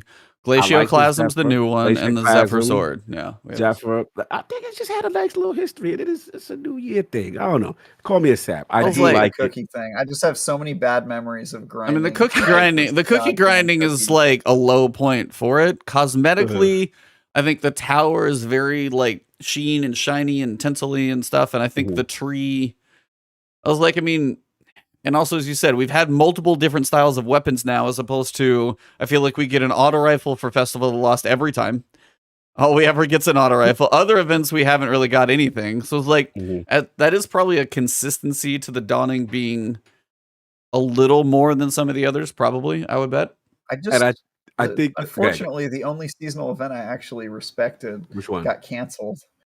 The Crimson Doubles. Crimson Doubles. I knew you was gonna like it. Yeah, like because it has its own game mode attached to it, which Destiny sorely needs new game modes. Yeah, and it was a PvP focused event with some cool weapons. Of course, that's yours. Yeah, that makes sense. I loved it too. They gave us terrible rewards. It was I liked the event. The Val bow. Remember they gave it to us like 2 years in a row. Yeah, like, here's the same bow, and that's what I'm saying. As you said, like. Dawning's actually got something new basically every year, but like here's the same bow. Here's the auto rifle reskinned. Like, yeah, that's fair. I'm with Trav. They didn't believe the event was dope. They didn't believe in it enough. Yeah, and they didn't commit to it. Yeah. And the last point I'll say with the Dawning that I like is, let's be real. Destiny NPCs, there's no reason to go to them for nothing. Like there's no reason to go to man. There's no reason to go. Like the Dawning makes you go to them. Like, oh, I gotta go to Spider. I gotta give him this. And then the names are funny. It's been a long time since I visited Failsafe. Exactly. Yeah. That sad robot. You know what else bothers me about the Dawning? Besides the fourth year in a row baking cookies? Eva Levante, I can't stand her and that little smile that's just asking me, why don't you celebrate Christmas? Why can't you just be normal? That's Destiny's grandma doesn't sit well with you. Oh, you Karen-looking son of a. First year of the Dawning, though, she wasn't there. That's true. That's true. See, maybe that's why I have like this fond memory of the Dawning from year one, is that there was no Eva Levante. There's no cookie making. Well, she used to be cool. There's just a really cool Empire Ride lady. She'd sell you the shaders, and then they made her the shaders, festival lady. Yeah, that was funny. I mean, I had my little fun. I got to grind out. I got the sword. I got the cold front. I mean, the cold whatever perk. I'm just trying to get a nice thing for it. But I got to finish the. I watched the video. I did the same 14 part. And I got to do the other part now, which is go to the Europa or something and do something. They're both pretty quick. They're not bad. Yeah. Like Kevin said, it respected my time. I was like, oh, I don't got to do all those referees again. I'm like, come on, you need some taken, like that. You need some taken butter in your life. I also liked that. I have more taken butter than I know what to do with. You need some delicious explosion. I also like that they're hilarious. Impossible heat. Yes. They're having us give cookies to all the new allies we have, like Caiatl and the Fallen. I thought that was cool. Yeah, cute. Although it doesn't where when you're making the Cabal one, you actually have to go kill a whole bunch of Cabal to do it. Yeah, but the Caiatl would have wanted that. You met Caiatl? Of course she wants her ingredients to involve killing her own people. That was her entire season. Her entire season was like, kill all my friends and I'll respect you. Yes. And then here's the Toro Batal Cabernet. It's like sludgy blood. And she's like, yes, this is what I was hoping for. And you're like, what is wrong with you, lady? Hammer proving. No. But yeah, that pretty much kind of covers everything. Last thing I wanted to do before we go, kind of may have touched on it already, but just a last little quick question for you, as we kind of tend to ask everybody. what is your kind of most hopeful things that you would like to see with regards to Witch Queen? Kevin, and this is mostly for you because we've answered this a lot. I think, going back on one of the things I just said, that I hope that they make build crafting cheaper. Doesn't need to be free, but I hope it makes it a little cheaper, because I think that's where Destiny gets really fun, is when you're able to experiment. If you're just locked into playing the same way, I can not surprised that somebody might get bored playing Destiny after a while. And so I think that's the way to keep Destiny interesting, is try different characters, try different builds, but if it's cost prohibitive, why would you? But looking forward to a new weapon type, with the glaive thing, with the firing a thing and meleeing, having a shield element to it. Sounds fun. I'm hoping that maybe one of these days, like maybe before February, we'll learn more about weapon crafting. Oh, I'm afraid to learn about that, honestly, because I'm afraid it's going to let me down. I am too, but I know at the same time that they're saying that, based on some of the interviews that I read, that this is also their answer to the vault space problem. So crossing my fingers. I'm hoping that it's not horrible, but I'm hoping that we don't wait until mid-February to learn more about that. That's fair. And that makes sense. Yeah, it's like the crafting, especially as much time as you spent in the game, you just like more options for experimentation makes your time in the game a little easier to have fun with, as opposed to be like, oh, I got a new piece of armor that's got some good stats and I'm going to work on a stasis build. Let me go run 70 more Grandmaster Nightfall so I can get enough materials for this thing. It's like, that's not what you want to do. So I'm hoping for the same between the vault space and crafting not being terrible. I'm hoping it's not like, if they introduce anything that's like, here's easier crafting that you can do through Tess Everest, I think people will lose their mind if it's got the transmog, you can pay to do this faster thing. But I just don't know what to. I don't know. Again. Yeah, one of the things that I wonder about with crafting, and this is why I want to hear more of it, is, and maybe Travis, I'll ask this question of you, is if you already have, say, your God roll hand cannon that you really like using, what is going to make you switch to some weapon that you have to do crafting things to be able to make it just as good as the one that you're already using? Yeah, I mean, that's a great question. I've been wondering myself how they're going to change weapons to make that make sense, because for people who've already grinded, this will basically just be a new way to get god rolls for those that don't have them. So my assumption is that they're probably going to change something about weapons that make these new crafted ones better than ones that have come before, or something. Well, it's not just that it needs to be better, because then you get into that whole power creep issue. Yeah. It could also be new perks. That would be interesting to me. If there's perks you can only get through crafting, I think that'd be a good way to do it.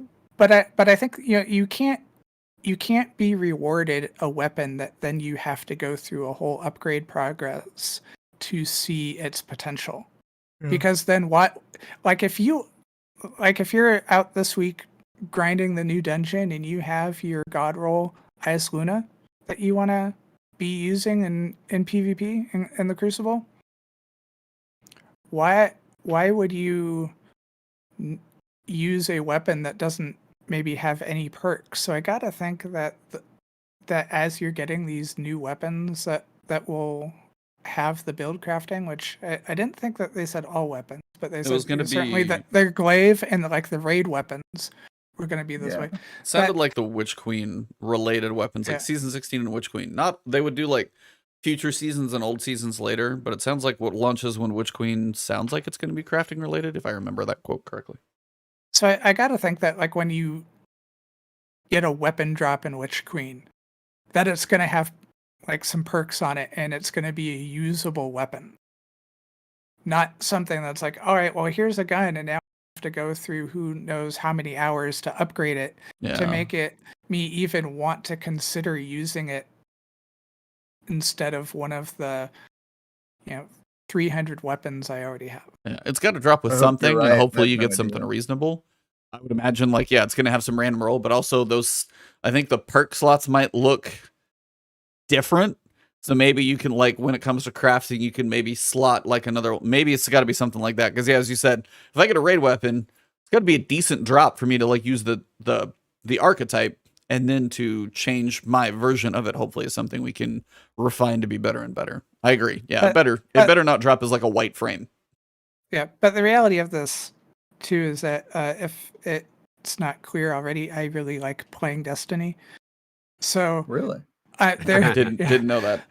So they're really gonna have to make some missteps for me to be like, I think I'm gonna go play something else. Yeah, like I forget, I didn't mention it in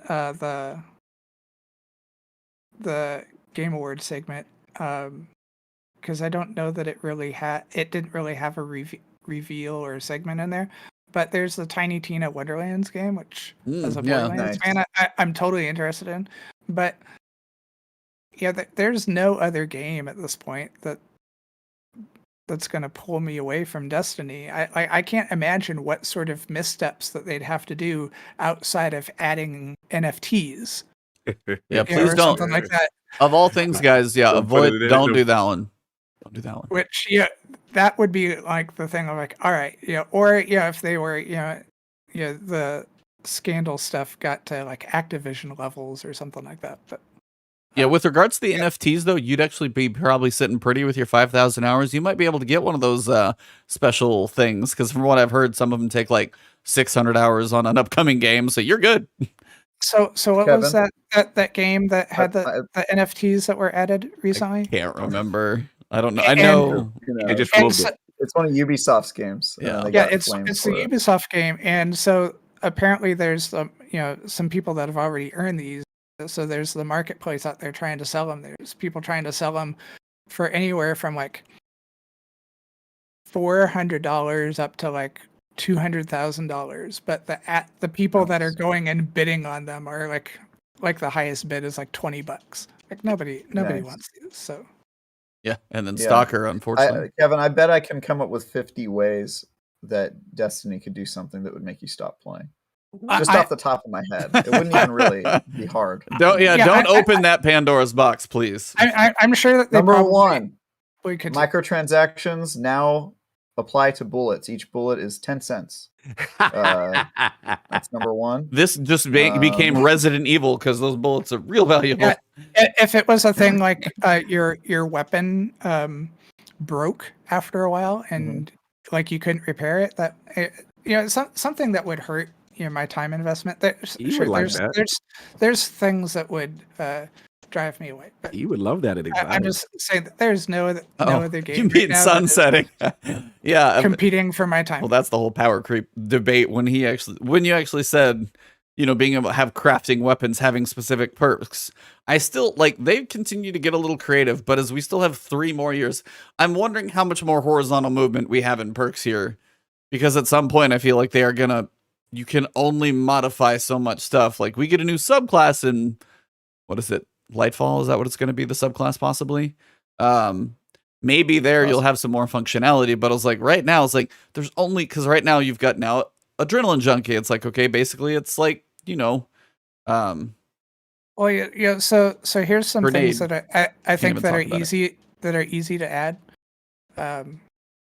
Is I'm not sure why we haven't seen the melee equivalent of Demolitionist in a weapon outside of Monte Carlo. Probably will. I think some sort of perk that by getting kills or something like that restores doing some amount of damage restores your melee ability. Sadly, because then Monte Carlo is useless. Well, Monte Carlo has that with a single kill you can restore it right away. On a chance. The other thing is, and I'm not sure, I would totally like to see this on other weapon archetypes, but the thing that we see on Hardlight and Borealis of being able to switch between all the shield types. It's like a universal weapon style or something. I wouldn't mind seeing a pulse rifle that did that, or a scout rifle. I think that's a sort of a, hey, we can make a weapon and add that as a perk to other archetypes. People would scream at Bungie, "You're just copying those two and putting them on a different archetype." That's exactly oh, this is just like hard rifle or hard light pulse. Oh, this is just hard light scout. Doesn't that's how that sadly would go. And that's the sad part too, is like the functionality of what you're saying makes total sense, because now when we have certain artifact mods telling us which champions go with which weapons, and occasionally you're like, hey, auto rifles need a functionality, hard light comes out. Well, now it's scouts. Well, I don't have anything that does that the same way. Well, crap. Like, and if hard light or sniper rifles aren't in there, you don't get that general functionality. So it's like, I get that, but in turn, they have the feedback of saying, oh, this is just hard light, but it's a scout rifle. So like they can't win, because yeah, I agree with what you're saying. It's like I wouldn't mind seeing that too, but yeah, I still wonder how long the color matching is gonna last, but I keep going with it. Yeah, ain't going with it. But yeah, that horizontal thing, we gotta monitor it, especially they're gonna be staying with this engine and rocking out for a while. So. Or you just go Unreal Engine 5 and start walking around in real life. Yeah, that was a crazy I think they'll do Destiny 3. I mean, we have a guest here today who wouldn't be playing Destiny if they didn't finally just say, let's just make another game and start fresh. Right. There's something about creating a new game that gets the audience that had put it aside to be like, okay, I'll jump in again because it's a new thing. I actually have a friend who told me after like 2 years of Destiny 2, he was like, I'm done playing Destiny 2. I'll hop in again when Destiny 3 comes out. And he's still saying that to me. Yeah, I mean, I believe it. I have a friend who still says to me, I'll play it when it's Destiny 3. I have a friend who potentially would do the same thing, but right now, no, it's like it's too far gone. It's like, and the new player approach is not there either. So it's like if they want to grow their population, it's gonna take something like that. Sadly, we know that's at least 3 years away. So at this point, maybe if Destiny 1 were to be released today, that may be a game that I might be interested in, but it was just not the right game at the right time. Because I was looking for another Borderlands type game at that point, and it just wasn't that. But then I shifted onto some other games. Like I went and played Fallout 4, Dragon Age Inquisitions, played a ton of Overwatch before that Destiny 2 beta came out. And then I was just like, oh, this is now fun to me. And I didn't mind that there weren't random rolls on things. I just sort of liked getting stuff. Primary era. Double primary non-random rolls. Man, we have come a long way. Well, on that bombshell, I feel like it's a good time to outro this thing and get us wrapped up. Well, Kevin, thank you very much for coming on. It has been an absolute pleasure. Thank you for chatting. I know we've been kind of Twitter friends for a while, but good to spend a couple hours. I know I've jumped in a raid group of yours here and there and stuff like that. So again, thank you, and definitely glad to have you on. So it's been a pleasure. But at this point, tell people, I know you're not as much on the whole content creation, but it's like, I mean, if you got raids that you tend to do, if people can find you where they can, if they're looking for helps, just whatever, anything about you want to drop, literally the stage is yours at this point. I'm Kevin OSX on Twitter. I don't really do streaming or YouTube. There's this other thing that I do that I'm not going to talk about. But it's out there. You know, you just opened a whole lot more questions. You just opened a whole Pandora's box. I heard your wife chuckle in the back. Yeah, it's his OnlyFans, right? So no, it's not that. It is Destiny related, but I'm not gonna exactly say what it is. But yeah, Kevin OSX on Twitter. Is it cosplay or role playing? I'm not gonna. We're gonna pester him after the show. Don't worry, you guys just won't get it. That's all. Yeah, I'll tell you after. Exclusive. Oh, cut that exclusive off. Behind the scenes look. Nice, Travis. It's been great talking to you guys tonight. Likewise. I appreciate the opportunity. Kevin, great having you, man. It's really nice to hear from you and your perspective. You can find me on Twitter at TyGuyTravis. You can read my articles, previews, and reviews at IGN.com. This past week, I reviewed a game called Century: Age of Ashes, a PvP game where you ride around on dragons. It's pretty cool. You gave it a 7, right? 7? You gave it a 7. Yeah, I was like, I liked it. I liked it a lot. It was better than I thought it was going to be. Could use some tweaks, but not a bad little platform. It's not a bad platform, and it's eventually going to come to consoles next year with cross progression and cross play. So I think it could end up, if they fix it up by the time it comes out on console, I think it could be really good. Just needs to go straight to PS Plus and Game Pass, just like straight there. Yeah, if it went to Game Pass, well, it's free to play, so it wouldn't really need to be on Game Pass. But yeah, it could be. It could be really good. And yeah, on Sundays I do a show called Bitcast with a guy named Ains and another guy that looks like if Snorlax got addicted to meth. Yeah, you can watch me there. We talk about industry stuff together as a group. And other than that, you can find me here. Tell a friend about the show if you liked it, or an enemy if you didn't. And how about you, Cog? Blue, man. Again, shout out to Kev, man. Thanks for coming through. Love the perspectives. Good Destiny discussions, good gaming history. Always a good time. So salute to you for coming through this. And we follow each other on Twitter, so I was like, oh yeah, I remember him. So salute to him, man. But yeah, I mean, for me, same old stuff. But just shout out everybody. Also, last word community too for sending a lot of love. Obviously, I started the position with Oculus, and it's been a lot on my plate recently, but it's been really cool. It's exciting, new chapter for me, and the love everyone showed was like super humbling. Had your boy tearing up. Like, wow. I was like, so thank everybody who said something nice. That really meant a lot, and still got everything. The good thing is things still continue. I'm not. I love that. You're like, everything continues. I was like, always made real clear. Yeah, because everybody was asking, they're like, oh no, Cog, you're not gonna do last word, you're not gonna do ILP, you're not gonna do nope. Still fine, do everything still goes on. Now, guesting on shows is probably gonna be a no-no for a while. You know, that's gonna be out. But as far as doing this, still love doing it. And yeah, make sure y'all hit that like and subscribe and spread the word out. So some fun Destiny discussions here. The last word with my bros. It's good to be back. Missed last week. Stuck in. Caught a lot of what you guys were saying and in the Game Awards stuff. Yeah, I saw you caught the end in chat, and I was like, oh, he heard me. He actually did hear me. So I was like lurking all that time, and I was like, damn. And it's right when I was about to type. That's when you're doing your outro. I'm like, because I wanted you guys to see it. Yeah, that was in there kind of thing. No, but yeah, man, salute to everybody. But yeah, it's been fun at ILP this Sunday, and after that, we'll be taking a little break as well because I think we all need a little break. Just so much going on with all of us right now. So holidays are a good time for breathers, for sure. For me, I mean, Kevin, man, thank you so much. Pleasure. Tell your, I would say better half, but that's always negotiable depending on who you're talking to. But tell your better half, at least on the trophy list, thank you for letting us borrow like pretty good chunk of your evening. So we appreciate that. But it was a pleasure.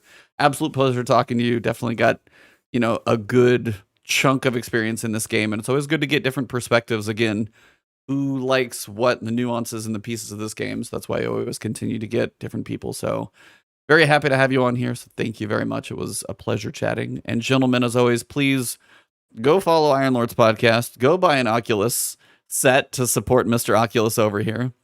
Actually, I got to thank you, E, because literally you were one of the people outside of King and Bill who really I started to sell me on it because when I went to the house, we all played Beat Saber together. So yep, you were the lovely cheetah. I was like, yo, okay, I get it now. You know what I'm saying? And you need to put her in esports. I don't care what you say. No, at some point, if like we go out, I think I can beat her. No, I was gonna say when we all gotta go visit Travis and Callie just because I gotta have a reason to go to California. Yes, we gotta do a 49er game because we're all 49er fans, which is hilarious. And then we gotta see a Beat Saber tournament, and then we're gonna go eat at some restaurants. So like we got a trip. We gotta get the last word San Fran trip somehow decked out here because we could do a live production in my table. Oh my god, so good. We're all in there like squeezed head to head just to try and be in frame because it'd be ridiculous. My dining room's actually huge. We could totally do a live episode. There you go. There. Nice. I'm down. Cog's gonna be like, all right, I got the equipment. Gonna bring the portable equipment. No. But yeah. Well, thank you guys very much. Chat has been awesome. The super chats. Thank you guys very much for the support. I know the holidays will be a quieter time, but again, thank you all. Thank you, Kevin, Travis, Cog, all of you guys. For me, you guys know where to find me. I'm still just trying to get as much content out there as I can for guides to help you guys get through all of this stuff efficiently, solo and everything else. If you guys do need some energy, shout out to Advanced GG. Use code Ebontis. If you got any questions about flavors or anything like that, hit me up on Twitter, because honestly, I have them all and I've tried them all. So let me know. Yeah, stay tuned. Stay tuned in the new year. We may have specific shakers with things on them. And again, for the show, thank you guys. Happy for you. I'm excited. Your expression right now. His expression right now. He's just hilarious. Like, I'm so happy for you. I just think of the NASCAR jacket. That's all I think of when he's. Oh yeah, hold on. Let me plaster this shoulder over here. I got this one over here. No, at some point I actually was curious, because my wife and we've been working out a decent amount this year. This is a random outro, but we have been lifting more. It's like, I got to eat better before we go to GCX. That's one thing for sure. But I was actually going to say, it's like, I see Cog's arms on podcasts, and I also know my arms now fill out my shirts too. So it's like, I finally measured my arms. So I was like, I want to know how big your arms are, because I know they're bigger, but I want to know how far I want to go. I got to go. I got to measure. I'll measure. I'm going to give you the update. I was like, I'm curious, because I was like, excuse me, Ebontis, you know where the bus is? I can't find what's going on out here. Maybe the bus. What if my arms... What if my arms are bigger than both of your guys' and you just never... It's just it's the extra large shirt that's hiding it. It's all in the shirt. It's all, yeah. He gets the tailored shirt, and all of a sudden he's got this like baseball bump under there. I'd be like, damn. Yeah, no, you don't need to see it. Just take my word for it. I'm ripped, dog. Take my word for it. I'm ripped. Under here, it's all six-pack. You don't know. That is the physical training you do not want to go to, but he says, take my word for it. Don't worry, guys. Learn from me to take my word for it. I got you. Oh. Okay, sorry about that little tangent. We got to see what Kevin's thing is off stream here. So as we wrap this one up, again, thank you guys very much, chat and everybody. This is hilarious. Follow all these people. Great group here. So for episode number 177, December 16th, thank you all very much. And it has been the last word. Last word. All right. The timing on that was awful. You guys can stop your recordings now. And thank you, stream. We are out of here as well. Have an awesome